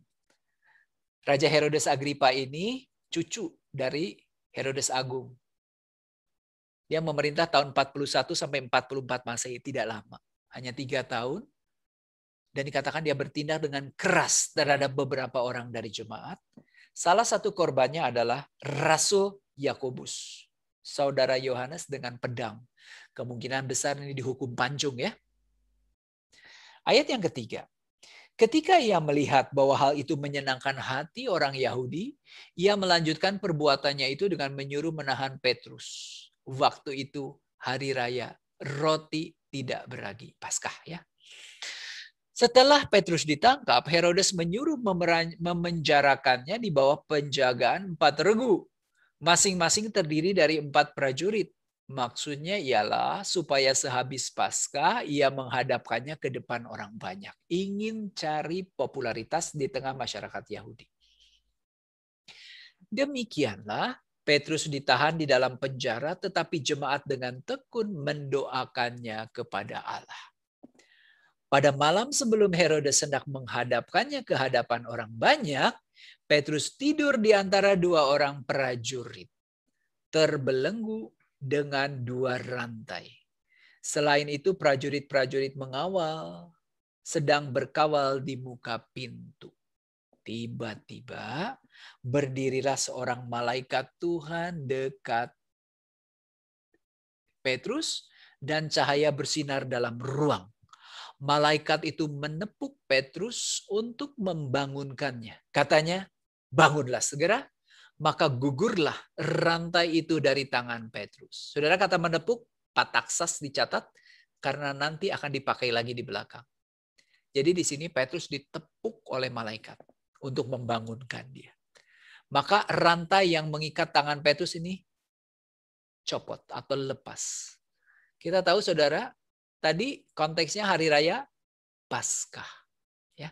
Jadi hari raya Paskah ada belenggu yang terlepas. Catat itu 2 hal ya. Paskah, belenggu yang terlepas. Bagus. Lanjut. Ayat yang ke-8. Lalu malaikat itu berkata, ikatlah pinggangmu dan kenakanlah sepatumu. Ia pun berkata demikian. Lalu malaikat itu berkata kepadanya, kenakanlah jubahmu dan ikutilah aku. Saudara, ikat pinggangmu dan kenakanlah sepatumu. Ini adalah perintah yang diberikan oleh Tuhan kepada bangsa Yahudi ketika mereka mau meninggalkan Mesir.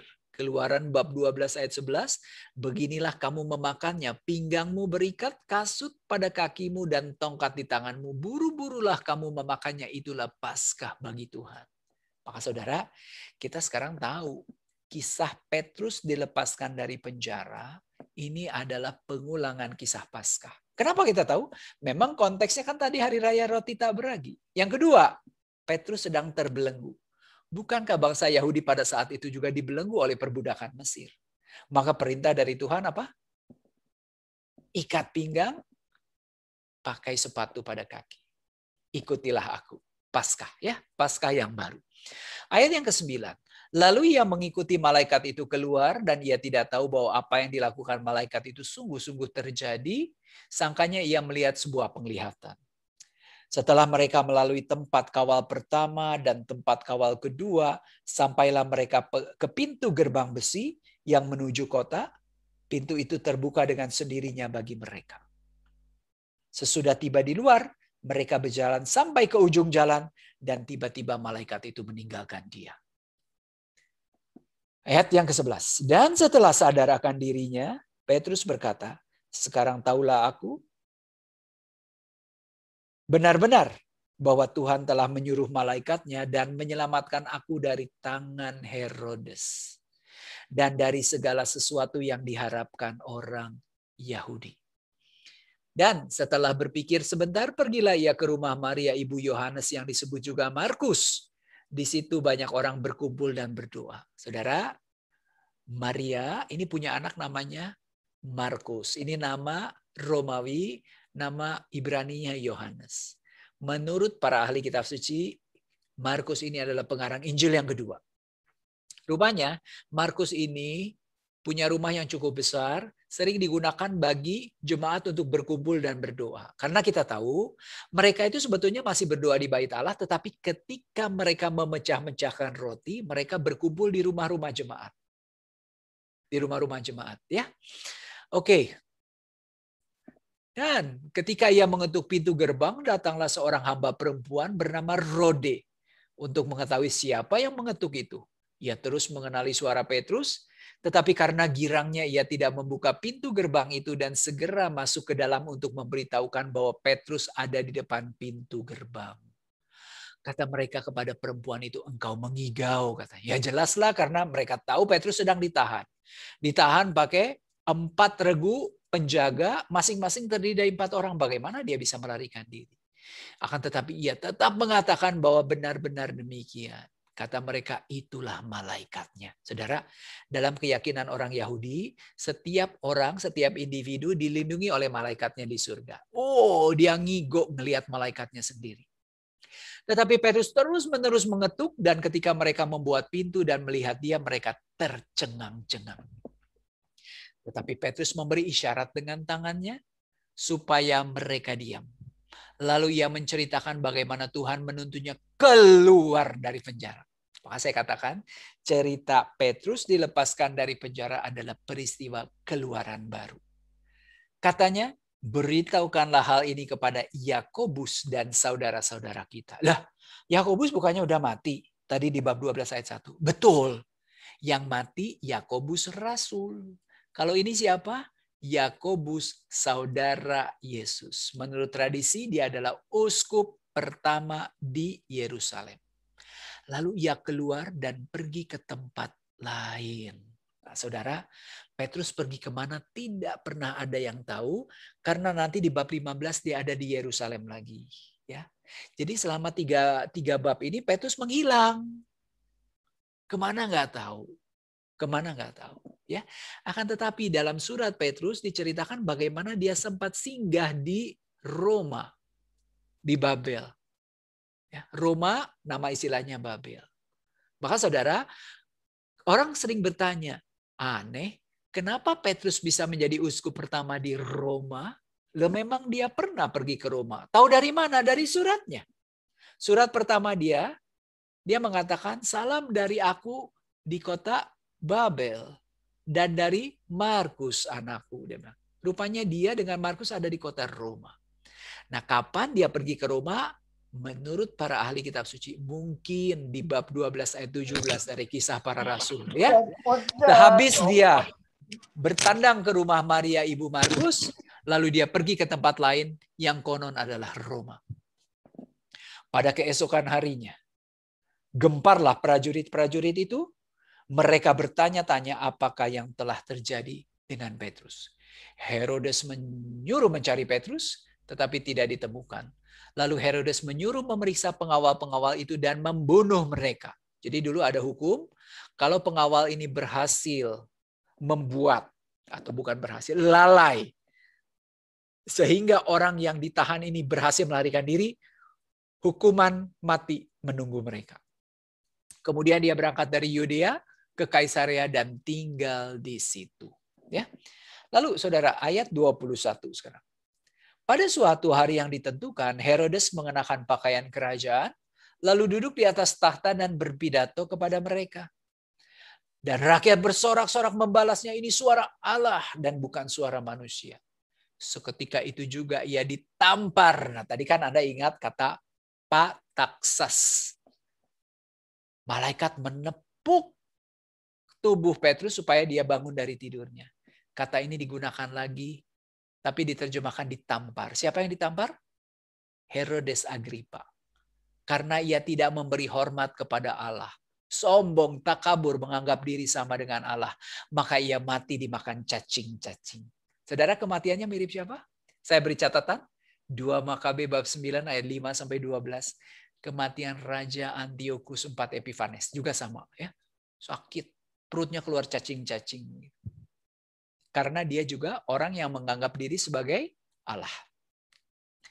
Baik saudara, lanjut ke bab 13. Masih 2 bab lagi. Tinggal 15 menit.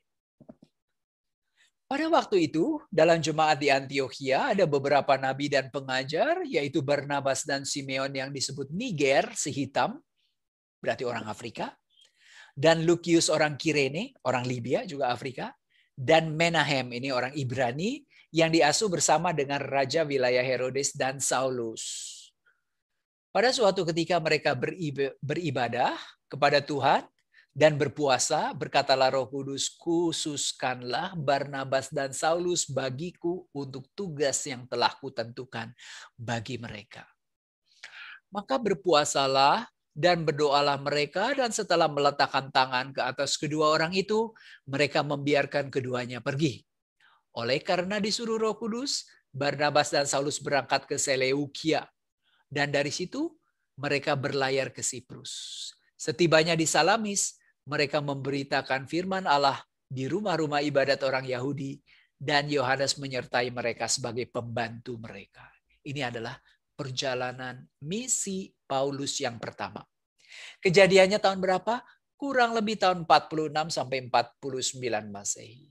Daerah mana yang dikunjungi? Provinsi Asia Kecil, Turki sekarang. Siapa yang pergi? Paulus ditemani Barnabas, ditemani keponakan dari Barnabas yang bernama Yohanes Markus atau Markus. Ya. Sekarang kita lihat, ini dia Pulau Siprus. Salamis di pantai timur, lalu nanti mereka ke kota Pafos di pantai barat. Kita lihat ya ayat yang ke-6. Mereka mengelilingi seluruh pulau itu sampai ke Pafos. Di situ mereka bertemu dengan seorang Yahudi yang bernama Bar Yesus. Ia seorang tukang sihir dan nabi palsu. Anda ingat ya, di Samaria ada tukang sihir yang bernama Simon. Di sini ada tukang sihir di Pulau Siprus yang bernama Bar Yesus. Ia adalah kawan gubernur pulau itu, Sergius Paulus, yang adalah seorang yang cerdas. Gubernur ini memanggil Barnabas dan Saulus karena ia ingin mendengarkan firman Allah.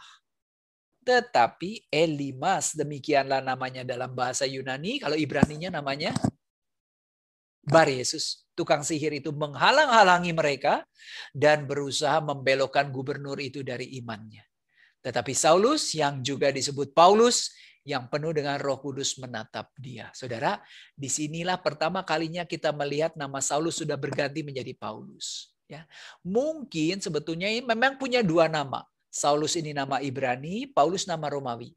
Tetapi Lukas ini menetapkan bab 13 ayat 9 saat di mana Saulus itu mulai dikenal dengan nama Paulus. Sesudah itu terus diceritakan namanya Paulus kecuali ketika dia bercerita tentang kisah pertobatannya. Nah, saudara, banyak ahli tafsir yang mengatakan bahwa Saulus berubah nama menjadi Paulus untuk menghormati Gubernur Sergius Paulus. Ayat yang ke-10, saudara. Dan berkata, hai anak iblis, engkau penuh dengan rupa-rupa tipu, muslihat, dan kejahatan. Engkau musuh segala kebenaran. Tidakkah engkau akan berhenti membelokkan jalan Tuhan yang lurus itu? Sekarang lihatlah, tangan Tuhan datang menimpa engkau, dan engkau menjadi buta. Beberapa hari lamanya engkau tidak dapat melihat matahari. Dan seketika itu juga orang itu merasa diliputi kabut yang gelap. Sambil meraba-raba ia harus mencari orang untuk menuntun dia. Ya, saudara, jalan lurus Anda ingatkan, Paulus waktu di Damsyik juga menjadi buta, tinggal di jalan lurus ya. Mungkin ada hubungan dengan apa? Yesaya bab 40 ayat 3. Luruskanlah jalan bagi Allah. Melihat apa yang telah terjadi itu, percayalah gubernur itu ia takjub oleh ajaran Tuhan. Nah, saudara, sekarang lalu Paulus dan kawan-kawannya meninggalkan Pafos, lalu berlayar ke Perga di Pamfilia. Balik lagi ke daratan, ya, ke daratan benua di Turki, ke kota Perga. Baik, apa yang terjadi di Perga? Tetapi Yohanes meninggalkan mereka lalu kembali ke Yerusalem.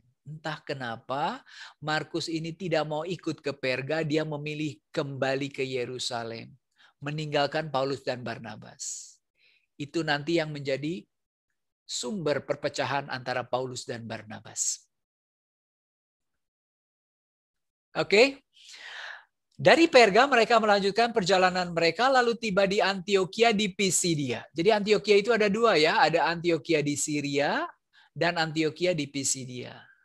Pada hari Sabat mereka pergi ke rumah ibadat lalu duduk di situ. Saudara, selalu Paulus itu meskipun diutus menjadi rasul bagi bangsa-bangsa non-Yahudi, tetapi misi dia selalu dimulai di rumah-rumah ibadat Yahudi. Ada dua makna dari kunjungan Paulus atau prioritas Paulus di rumah-rumah ibadat. Satu, untuk menjelaskan bahwa Injil ini diwartakan pertama kali kepada bangsa Yahudi. Yang kedua, alasan praktis. Kenapa? Kita tahu di sinagoga itu berkumpul orang-orang Yahudi dan orang-orang non-Yahudi yang takut pada Allah. Maka target pewartaan Injil itu tepat ya. Setelah selesai pembacaan dari hukum Taurat dan kitab nabi-nabi, pejabat-pejabat rumah ibadat menyuruh bertanya kepada mereka, saudara-saudara, jika saudara-saudara ada pesan untuk membangun dan menghibur umat, silahkan. Jadi saudara, pada hari Sabat mereka berkumpul untuk membaca kitab suci, lalu ada sejenis pembahasan kitab suci, menyanyikan mazmur dan berdoa ya. Lalu disitulah kesempatan bagi Paulus untuk berkhotbah. Khotbah Paulus ini sama dengan khotbah Petrus. Intinya selalu Yesus yang kamu salibkan telah dibangkitkan oleh Tuhan. Begitu kurang lebih. Ya. Nah, saya loncat saja ke ayat 34. Allah telah membangkitkan dia dari antara orang mati dan ia tidak akan diserahkan kembali kepada kebinasaan. Hal itu dinyatakan oleh Tuhan dalam firman ini, aku akan menggenapi kepadamu janji-janji yang kudus yang dapat dipercayai yang telah kuberikan kepada Daud. Nah saudara, teks yang digunakan, Mazmur bab 16 juga sesuatu yang sudah saya bahas kemarin di bab 2. Ya. Yang jelas khotbah Paulus dan khotbah Petrus ini mirip. Artinya memang Kisah para Rasul ingin menampilkan Petrus dan Paulus ini benar-benar sejajar. Yang satu rasul kepada orang Yahudi, yang lain rasul kepada orang-orang non-Yahudi. Ketika Paulus dan Barnabas keluar, mereka diminta untuk berbicara tentang pokok itu pula pada hari Sabat berikutnya. Setelah selesai ibadah, banyak orang Yahudi dan penganut agama Yahudi yang takut akan Allah mengikuti Paulus dan Barnabas. Kenapa? Orang Yahudi yang takut akan Allah mengikuti Paulus dan Barnabas karena mereka takut loh. Ya, di ayat 41 Paulus ini mengutip kitab Nabi Habakuk. Kita baca ayat 41. Ingatlah hai kamu penghina-penghina, tercenganglah dan lenyaplah, sebab aku akan melakukan sesuatu pekerjaan dalam zamanmu, suatu pekerjaan yang tidak akan kamu percayai. Dalam konteks aslinya, Habakuk mengingatkan bangsa Yahudi akan ancaman Babel. Kamu jangan terlalu percaya diri, hai orang Yahudi, karena kamu berdosa, Allah akan menghukum kalian dengan cara mengirimkan pasukan musuh bernama Babel. Nah, orang Yahudi mungkin takut akan ancaman Nabi Habakuk, lalu mereka percaya pada Paulus dan Barnabas. Kalau orang-orang non-Yahudi, ya seneng banget lah. Kenapa? Kalian tidak perlu disunat. Kalian ingin selamat cukup percaya kepada Tuhan, katanya gitu. Nah, saudara, ayat 44. Pada hari Sabat berikutnya datanglah hampir seluruh kota itu berkumpul untuk mendengarkan firman Allah. Akan tetapi, ketika orang Yahudi melihat orang banyak itu, penuhlah mereka dengan iri hati. Dan sambil menghujat, mereka membantah apa yang dikatakan oleh Paulus. Tetapi dengan berani Paulus dan Barnabas berkata, memang kepada kamulah firman Allah harus diberitakan lebih dahulu. Tetapi kamu menolaknya. Dan menganggap dirimu tidak layak untuk beroleh hidup yang kekal. Karena itu, kami berpaling kepada bangsa-bangsa lain. Maka kisah para rasul mulai masuk bagian struktur yang baru. Pewartaan Injil kepada bangsa-bangsa lain. Targetnya apa? Injil diwartakan sampai ke ujung dunia, ke kota Roma. Lanjut saudara, ayat ke-50. Orang-orang Yahudi menghasut perempuan-perempuan terkemuka yang takut akan Allah dan pembesar-pembesar di kota itu, dan mereka menimbulkan penganiayaan atas Paulus dan Barnabas dan mengusir mereka dari daerah itu. Ya. Akan tetapi Paulus dan Barnabas mengebaskan debu kaki mereka sebagai peringatan bagi orang-orang itu, lalu pergi ke Ikonium. Lihat ya, di Pisidia, Anda ingat. Momentum ya, kami berpaling pada bangsa-bangsa lain. Kenapa Paulus dan Barnabas mengibaskan debu kaki? Ini adalah sebuah gesture, gerak tubuh ketika orang ini baru saja menginjakan kaki di bumi Palestina, dia berasal dari daerah-daerah non-Palestina. Jadi misalnya dia melakukan perjalanan ke seberang sungai Yordan. Ketika dia harus balik lagi ke tanah Palestina, hal pertama yang dilakukan orang Yahudi adalah mengebaskan debu kaki. Mengebaskan semua bekas kekafiran. Di Ikonium pun kedua rasul itu masuk ke rumah ibadat. Selalu begitu ya. Lalu mengajar sedemikian rupa sehingga sejumlah besar orang Yahudi dan orang Yunani menjadi percaya. Tetapi orang-orang Yahudi menolak pemberitaan mereka, memanaskan hati orang-orang yang tidak mengenal Allah, dan membuat mereka gusar terhadap saudara-saudara itu. Tetapi orang banyak di kota itu terbelah menjadi dua. Ada yang memihak kepada orang Yahudi, ada yang memihak kepada kedua rasul itu.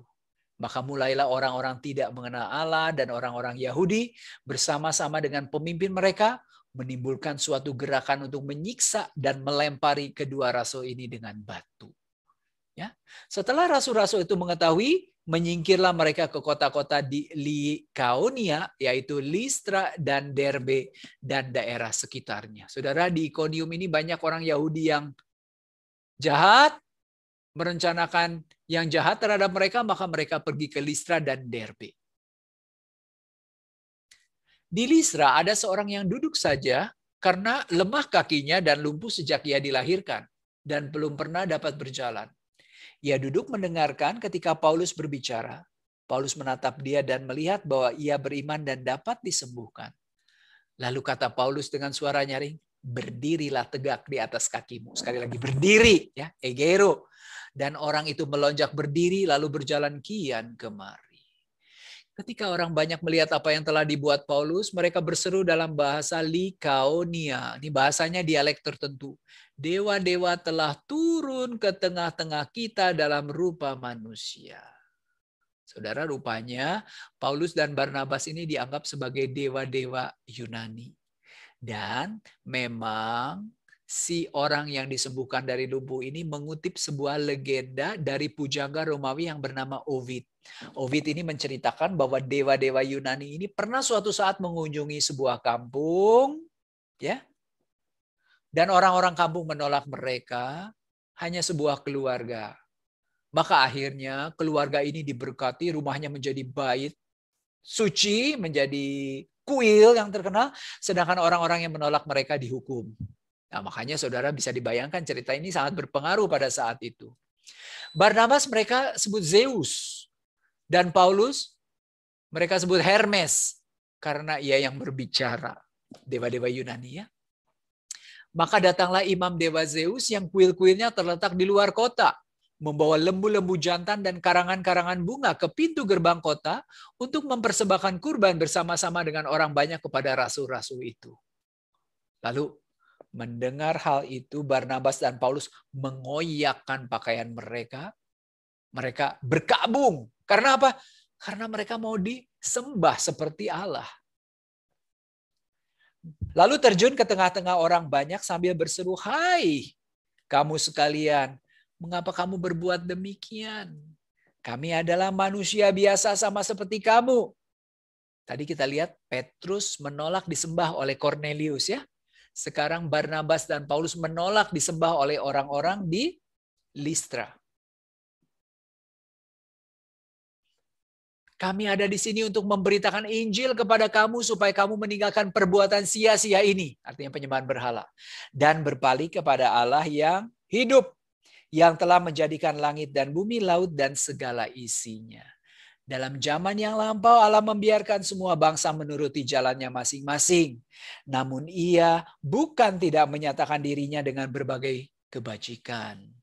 Yaitu dengan menurunkan hujan dari langit dan dengan memberikan musim-musim subur bagi kamu. Ia memuaskan hatimu dengan makanan dan kegembiraan. Saudara, ini inti dari surat Roma yang dikarang oleh Paulus. Di Roma itu ada perpecahan antara orang-orang Roma dan orang-orang Yahudi. Maka terhadap orang-orang Roma, Paulus mengatakan, kamu itu memang dulu nggak kenal Allah, tapi Allah itu menyatakan diri. Menyatakan diri dengan cara apa? Ciptaannya sendiri sudah merupakan bukti bahwa Allah itu ada. Begitu, ya. Ayat 19. Tetapi datanglah orang-orang Yahudi dari Antiokhia dan Ikonium dan mereka membujuk orang banyak lalu memihak mereka. Lalu mereka melempari Paulus dengan batu dan menyeret keluar kota karena mereka menyangka bahwa ia telah mati. Akan tetapi ketika murid-murid mengelilingi dia, bangkitlah ia lalu masuk ke dalam kota. Keesokan harinya berangkatlah ia bersama-sama Barnabas ke Derbe. Ikonium, Listra, Derbe, ya. Paulus dan Barnabas memberitakan Injil di kota itu dan memperoleh banyak murid. Lalu kembalilah mereka ke Listra, Ikonium, dan Antiokhia. Lihatin, inilah perjalanan Paulus, ya, dalam perjalanan misi yang pertama. Mulai berangkat dari Antiokhia ke Pulau Siprus, Perga, lalu ke Antiokhia di Pisidia, lari ke Listra, Ikonium, Derbe, lalu balik lagi. Ikonium, Listra, Antiokhia, sampai ke kota Atilia. Ayat ke-22. Di tempat itu mereka menguatkan hati murid-murid itu dan menasihati mereka supaya mereka bertekun dalam iman dan mengatakan bahwa untuk masuk ke dalam kerajaan Allah kita harus mengalami banyak sengsara. Saudara, ini sering dinyatakan Paulus dalam surat-suratnya. Salah satunya ayat yang saya kutip di sini, 2 Timotius bab 3 ayat 12. Memang setiap orang yang mau hidup beribadah dalam Kristus akan menderita aniaya. Ayat 23, di tiap-tiap jemaat rasul-rasul menetapkan penatua-penatua bagi jemaat, dan setelah berdoa dan berpuasa, mereka menyerahkan penatua-penatua itu kepada Tuhan yang adalah sumber kepercayaan mereka. Saudara, kita lihat, ya. Rupanya Paulus ini orang yang sangat organisatoris. Dia tahu dia tidak bisa lama mendampingi umatnya. Maka sepeninggal dia mengangkat penatua-penatua. presbiteros. Nah, kata presbiter ini dipakai untuk imam sekarang. Di situ mereka memberitakan firman di Perga, lalu pergi ke Atalia di pantai. Ya, dari situ berlayarlah mereka ke Antioquia. Di tempat itulah mereka dahulu diserahkan kepada kasih karunia Allah untuk memulai pekerjaan yang telah mereka selesaikan. Nah, jadi perjalanannya dari Antioquia balik lagi ke Antioquia. Inilah kota-kota yang dikunjungi oleh Paulus dalam perjalanan misi yang pertama. Ya, sebetulnya cukup panjang gitu ya, tapi mereka bisa selesaikan selama kurang lebih menurut catatan tradisi 3 tahun. Setibanya mereka di Antioquia, mereka memanggil jemaat berkumpul, lalu mereka menceritakan segala sesuatu yang Allah lakukan dengan perantaraan mereka, bahwa Ia telah membuka pintu bagi bangsa-bangsa lain kepada iman. Nah, saudara, saya selesai bahannya. Seneng ya? Pulang dari perjalanan misi, banyak orang non-Yahudi bertobat dibaptis. Senang. Tapi pertanyaan muncul sekarang. Kok gak disunat? Peristiwa ini harus diselesaikan. Ya, masalah ini harus diselesaikan. Maka nanti untuk menyelesaikannya, diputuskan di Yerusalem. Minggu depan kita akan mulai dengan sidang di Yerusalem. Itu adalah konsili yang pertama, sidang di Yerusalem. Baik, Ibu Bapak sekalian, terima kasih. Selamat malam. Sekarang saya jawab pertanyaan, tapi izinkan saya minum sebentar. Oke, terima kasih banyak Pak Irhandi, sangat menarik ya. Nanti kita tunggu lanjutan jawaban pada hari ini untuk minggu depan. Nah, saya akan bacakan ada beberapa pertanyaan. Pertama dari Pak Frans Sudarto. Kenapa sida-sida harus dikebiri? Sida-sida itu menjaga istana putri, istana permaisuri. Nah, supaya tidak terjadi hal-hal yang diinginkan, maka mereka dihilangkan maskulinitasnya. Artinya tidak bisa berselingkuh dengan putri atau dengan istri raja. Oke, lanjut. Dari Ricci Indrajaya. Jika sida-sida boleh dibaptis menjadi pengikut Yesus atau umat Kristen saat itu, berarti zaman sekarang ini kelompok LGBT pun boleh dibaptis menjadi umat Kristiani. Mohon penjelasannya. Tidak pernah ada larangan bagi kelompok LGBT untuk dibaptis. Tidak pernah ada larangannya. Ya toh? Kalau kita tahu syarat untuk dibaptis apa? Semua orang yang belum pernah dibaptis boleh dibaptis ya. Untuk syarat layaknya mengikuti pelajaran katekumenat dan lain-lain ya, bertobat ya, segala macam. Tidak pernah ada syarat yang mengatakan kelompok LGBT tidak boleh dibaptis. Terus. Oke, lanjut dari Pak Stefanus Reni. Pak Irhandi, rasanya Saulus tidak jatuh dari kuda. Setelah mengalami teofani, ia dituntun tangannya menuju Damaskus. Jadi Betul. kesannya berjalan kaki. Betul. Jadi kalau pelukisan yang kita temukan Paulus jatuh dari kuda itu khayalan dari para seniman ya, tidak biblis itu, betul. Oke, lanjut dari Bu Erni. Pak Ir, maksudnya sida-sida memelihara hari-hari sabatku itu mereka kerjakan mereka kerjakan apa di hari sabat? Artinya mengikuti peraturan-peraturan sabat berarti mereka tidak bekerja justru pada hari sabat ya, karena ada 39 pekerjaan yang tidak boleh dilakukan pada hari sabat. Salah satu yang paling aneh adalah memindahkan barang. Jadi memindahkan barang meja dari kamar saya ke kamar tamu aja tidak boleh itu. Mereka tidak lakukan ya. Oke, lanjut dari Pak Joni S. Pak Irhandi, kenapa Petrus membangkitkan Tabita tanpa ada permintaan? Tanpa ada permintaan dari pihak keluarga, memang tidak diceritakan. Akan tetapi kalau kita lihat, Petrus ini ada di kota Lida ya, sedangkan dia ada di kota Yope itu. Nah, kalau sampai Petrus itu dijemput, dikasih tahu dari kota Lida, berarti ada orang yang meminta pada Petrus datang ke sini. Ada masalah gitu ya. Oke, kembali dari Pak Stefanus Reni. Biasanya orang dibaptis dulu baru menerima karunia Roh Kudus lewat sakramen penguatan. Tetapi Cornelius terbalik. Ada makna tertentu?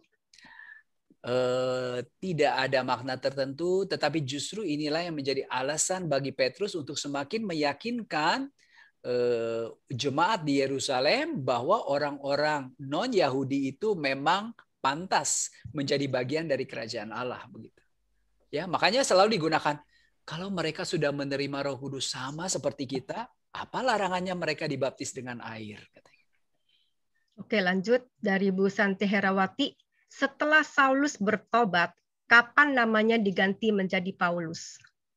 Kalau tadi di Kisah Para Rasul, kita lihat di bab 13 ayat 9 ya.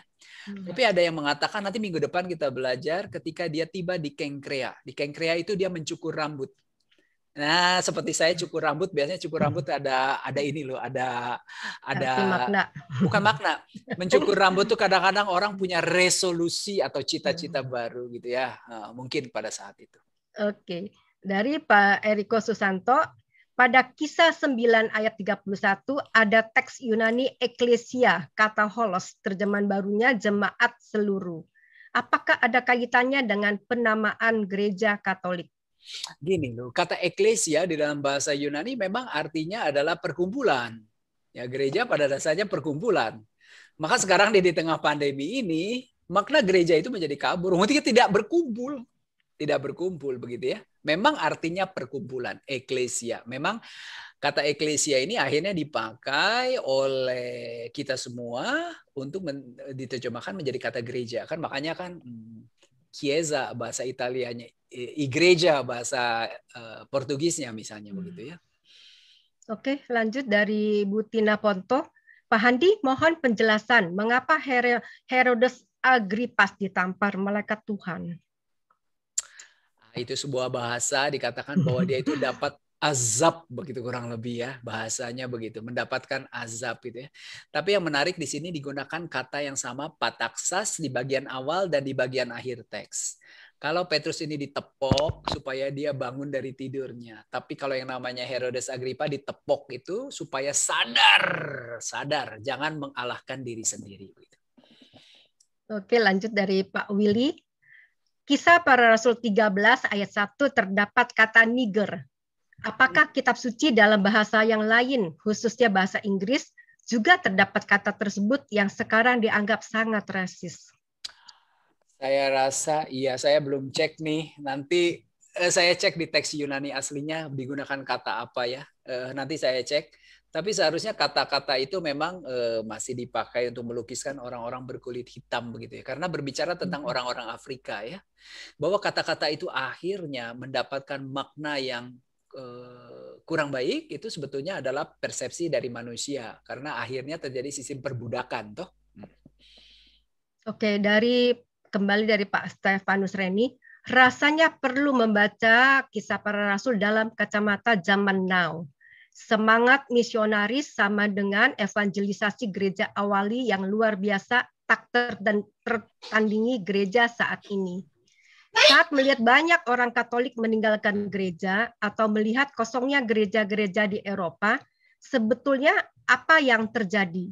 Roh Kudus tidak bersama gereja lagi atau gereja yang meninggalkan Roh Kudus? Biarlah tanggapan Pak Irhandi bisa menjadi solusinya. Begini loh saya katakan, memang di Eropa miris kalau melihat perkembangan umatnya ya. Contoh misalnya waktu saya ke Venezia, saya tinggal di sebuah hotel, 50 meter jalan tuh ketemu gereja yang sangat cantik gitu. Begitu saya masuk ke gereja itu, saya melihat di depannya ada pengumuman, rupanya mereka sedang melelang barang-barang aset gereja. Jadi lukisan lah apa dijual. Coba kira-kira buat apa kalau dijualin barang-barangnya? Ya untuk membiayai gereja karena tidak punya uang lagi begitu ya. Lalu saya lihat waktu misalnya datanglah seorang pastor usianya udah 90 tahun, saya rasa sampai udah dituntun 2 orang. Sudah tua pastornya ya. Yang lebih menyedihkan lagi umatnya 3 orang, gerejanya itu kapasitasnya mungkin 2 atau 3 kali gereja Santo Lukas. Bayangkan aja saya misa itu udah kayak di lapangan sepak bola sendiri begitu ya. VIP. VIP sekali. Nah, akan tetapi sebetulnya kita juga harus yakin dengan janji Tuhannya. Aku menyertai engkau sampai akhir zaman. Buktinya sebetulnya panggilan di Italia juga belum habis. memang jarang, tapi ada yang masih terpanggil itu ada gitu ya. Nah, yang perlu kita pelajari adalah jangan sampai pengalaman buruk di Eropa terjadi di Jakarta, ya, terjadi di Indonesia. Betul, kita doakan Pak ya. Betul. Oke, dari Pak Heru Chandra. Siapa lagi tokoh dalam Alkitab yang berupaya membeli atau mendapatkan barang rohani seperti Simon? Barang rohani apa yang tokoh-tokoh itu berharap ingin memperoleh? Sementara ini saya hanya tahu Simonnya, makanya istilahnya digunakan istilah Simoni. Tapi barang rohani itu seperti saya katakan jangan rosario, salib, bukan barang rohani itu loh ya. Tapi barang rohani itu karunia rohani. Artinya makanya pelayanan itu tidak boleh dinilai dengan uang. Makanya berbahaya sekali misalnya ya, guru kitab suci itu. Saya paling benci kalau ada umat bertanya pada saya, Pak, fee Bapak berapa? Aduh, saya marah banget. Udah jangan kamu undang saya kalau kamu tanya seperti itu. Nah, ada kan orang-orang yang menetapkan tarif misalnya. Itu tidak boleh sebetulnya. Termasuk juga pastor kan nggak menetapkan tarif kan untuk misa kan. Yang mampu ngasih berapa boleh. Yang lebih bisa berbagi kemurahan ya oke. Tapi nggak boleh kan pastor itu tetapkan, oke, 500.000 satu kali misa. Nggak boleh begitu ya. Itu berarti simoni. Memperjualbelikan karunia roh. Oke, lanjut dari Bu Santi. Kota Antioquia itu ada 2.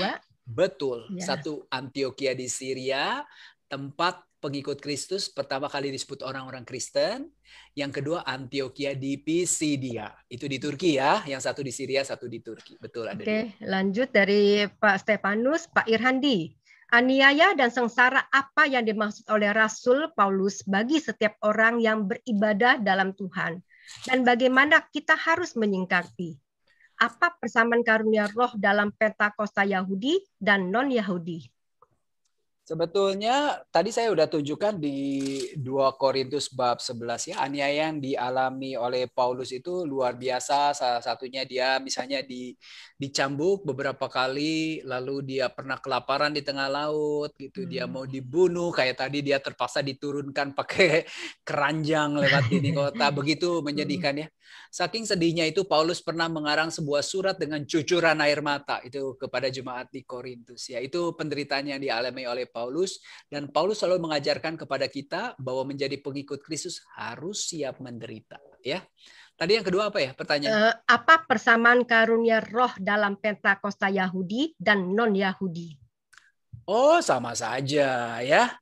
Ini Pentakosta Yahudi maupun Pentakosta non-Yahudi yang diceritakan di Kisah bab 2 dan bab 10 sama saja. Nah, artinya apa sih yang sama? Mereka memiliki keberanian untuk mewartakan Injil nomor 1. Yang kedua, mereka itu diberi motivasi untuk bisa mewartakan Injil sampai ke ujung bumi. Tuh ya. Oke, lanjut dari Pak Irawan Karnadi. Bagaimana nasib Cornelius setelah dibaptis? Tidak pernah diceritakan lagi, akan tetapi tentu saja dia adalah orang yang menjadi bagian dari jemaat yang terus-menerus mengembangkan gereja baik dari segi kualitas maupun kuantitas gitu. Karena itulah sebetulnya yang diajarkan oleh Kisah Para Rasul, bagaimana gereja itu berkembang baik dari segi kualitas maupun kuantitas. Oke, sekarang dari Pak Joni. Sida-sida dari Ethiopia itu sida-sida dari kerajaan di Ethiopia di Afrika. Apakah bahasa Aram dimengerti oleh orang-orang Ethiopia? Mungkin saja bisa ya, karena dalam sejarah sebetulnya kalau kita lihat pada zaman Makabe kita tahu selepas Alexander Agung, kerajaan Yunani ini dipecah menjadi 4 diadochi, 4 wilayah begitu. Tetapi yang paling kuat itu sebetulnya di utara Syria dan di selatan Mesir. Ya, Mesir. Nah, bukan mustahil sebetulnya ada pertukaran pertukaran budaya dan lain-lain antara utara dan selatan ya. Maka pengaruh Syria bisa saja sampai turun ke daerah selatan Mesir yaitu Afrika, bisa saja ya. Terus lanjutannya Pak, pertanyaan sepertinya tadi, kiranya Yesaya sudah diterjemahkan ke bahasa yang dimengerti oleh orang Ethiopia? Bisa. Mungkin ya. Jadi kitab suci Ibrani itu diterjemahkan ke dalam bahasa Yunani kurang lebih pada abad kedua sebelum Masehi. ya. Itu atas permintaan dari Raja Ptolemeus siapa? Filometro kalau nggak salah dari Mesir, meminta kepada imam besar di Yerusalem supaya diizinkan Tanakh atau kitab suci Ibrani diterjemahkan dalam bahasa Yunani. Jadi bisa saja ya, yang dibaca adalah dalam bahasa Yunani. Oke, dari Ibu Evi Melia, selain penampakan binatang haram pada Petrus untuk memberitakan tentang makanan tidak ada yang haram, tapi Petrus tetap tidak mau makan. Apakah ini bisa disebut lebih untuk pembaptisan pada orang non-Yahudi? Betul, karena sebetulnya penglihatan itu memiliki makna. Maknanya adalah bahwa orang-orang non-Yahudi harus dirangkul menjadi bagian dari tubuh Kristus, bagian dari gereja, begitu ya. Nah, orang-orang Yahudi yang dulunya dianggap tidak berkompetensi, tidak memiliki kualitas untuk menjadi bagian dari jemaat Allah, sekarang diubah aturannya gitu. Betul, betul. Oke, lanjut dari Pak Antoni Yahya. Mengapa Petrus dikatakan berpikir setelah mendapat penglihatan yang mengacu kepada Cornelius dan sesudah ia dibebaskan dari penjara oleh malaikat, di mana ia mengira telah mendapatkan penglihatan? Bayangkan saja kalau kita mendapatkan penglihatan seperti itu, berpikir apa tidak ya toh. Daniel mendapatkan penglihatan juga bingung, bahkan sampai sakit. Daniel itu di bab 8 diceritakan dia sampai sakit melihat ada penglihatan yang aneh-aneh begitu ya. Yohanes itu sampai lemes, sampai mau jatuh pingsan segala macam. Bayangkan kalau kita melihat penglihatan seperti itu kita pingsan pasti. Pak, ini dari Pak Arianto. Tadi Pak Ir ada bilang bahwa Yakobus saudara Yesus. Jadi bisa dijelaskan hubungan saudaranya dari mana? Begini. Nanti dibaca di Matius bab 27 ayat terakhir kalau nggak salah, dan Yohanes bab 19. Yohanes bab 19 ayat 25 kalau nggak salah. Di kaki salib menurut Injil Yohanes, di situ ada Bunda Maria, lalu ada Maria istri Klopas yang dikatakan saudara dari Bunda Maria. Jadi Bunda Maria ini punya saudara yang namanya Maria juga. Nah, di Injil Matius dikatakan Maria yang lain itu adalah ibu dari Yakobus, Yoses. Dan kita tahu di Markus bab 6, Yakobus, Yoses, Yudas, dan satu lagi siapa? Itu merupakan saudara-saudara Yesus. Jadi saudara Yesus ini adalah saudara sepupu Yesus ya. Anak dari tante Yesus yang namanya kebetulan sama Maria ya. Oke, ini rasanya terakhir nih Pak. Francisca Emiati, Pak Ir, pada masa gereja awal, Saulus belum bertobat? Pada masa gereja awal. Saulus itu kan baru bertobat nanti di bab 9 ya. Gereja awal sudah dimulai di bab 2. Betul. Ada masa-masa tertentu dia belum bertobat, bahkan di bab 8 diceritakan jahat-jahat. Jadi sudah selesai Pak semuanya. Puji Tuhan. Selesai juga. Cepat jam 9, 2 jam ya. Selesai. Ya. Oke, terima kasih banyak Pak Irhandi untuk pembekalan malam hari ini.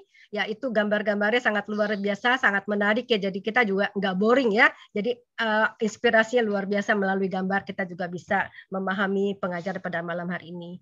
Nah, sebelum kita ada pengumuman, Ibu Angela? Kita bertemu. Masih ada 2 sesi ya. Kita bertemu Ibu. Ya. Depan ya. Kita akan mendengar sidang di jemaat. Itu lebih asik lagi, pasti lebih seru lagi. Sekarang sebelum kita mengakhiri pertemuan pada malam ini, saya ingin mengucapkan terima kasih kepada para Bapak Ibu yang sudah berkumpul pada malam hari ini. Kita akan bertemu minggu depan. Salam sehat dan salam sejahtera selalu. Tapi sebelumnya mari kita tutup dengan doa penutup yang akan dibacakan oleh Pak Hadi. Silakan Pak Hadi. Baik Bu Yolanda, Pak Irhandi, terima kasih banyak. Makasih Pak. Selalu mengajar kami. Bapak Ibu, mari kita akhiri pengajaran kita malam hari ini dengan berdoa. Dalam nama Bapa dan Putra dan Roh Kudus. Amin. Allah Bapa di surga, kami bersyukur atas pengajaran yang boleh kami terima malam hari ini. Semoga sabdamu semakin menguatkan iman kami kepadamu, terutama di masa pandemi sekarang ini. Kami berdoa untuk Bapak Irhandi, semoga pelayanannya berkenan bagimu, dan berkat-Mu selalu menyertai Bapak Irhandi, keluarganya, dan juga pekerjaannya dengan damai dan sukacita yang berlimpah. Kami juga mau berdoa ya Bapak untuk sesama kami yang saat ini terpapar virus corona. Kami mohon sembuhkanlah yang masih dalam perawatan, ampunilah juga yang sudah berpulang. Berikanlah juga kesehatan, kekuatan, baik jasmani maupun rohani untuk para dokter, perawat, serta sukarelawan yang bertugas. Bapa di surga, sebentar kami akan beristirahat untuk menyegarkan jasmani kami. Kami mohon penyertaan-Mu dalam istirahat kami malam hari ini. Dan besok pagi kami boleh dibangunkan kembali dengan segar untuk melanjutkan pekerjaan dan aktivitas kami. Demi nama-Mu yang kudus yang kami sembah dan kami muliakan kini dan sepanjang segala masa. Amin. Amin. Dalam nama Bapa dan Putra dan Roh Kudus. Amin. Amin. Terima kasih Terima kasih. semuanya. Pak Irhandi, terima kasih. Bapak Ibu, terima kasih semuanya.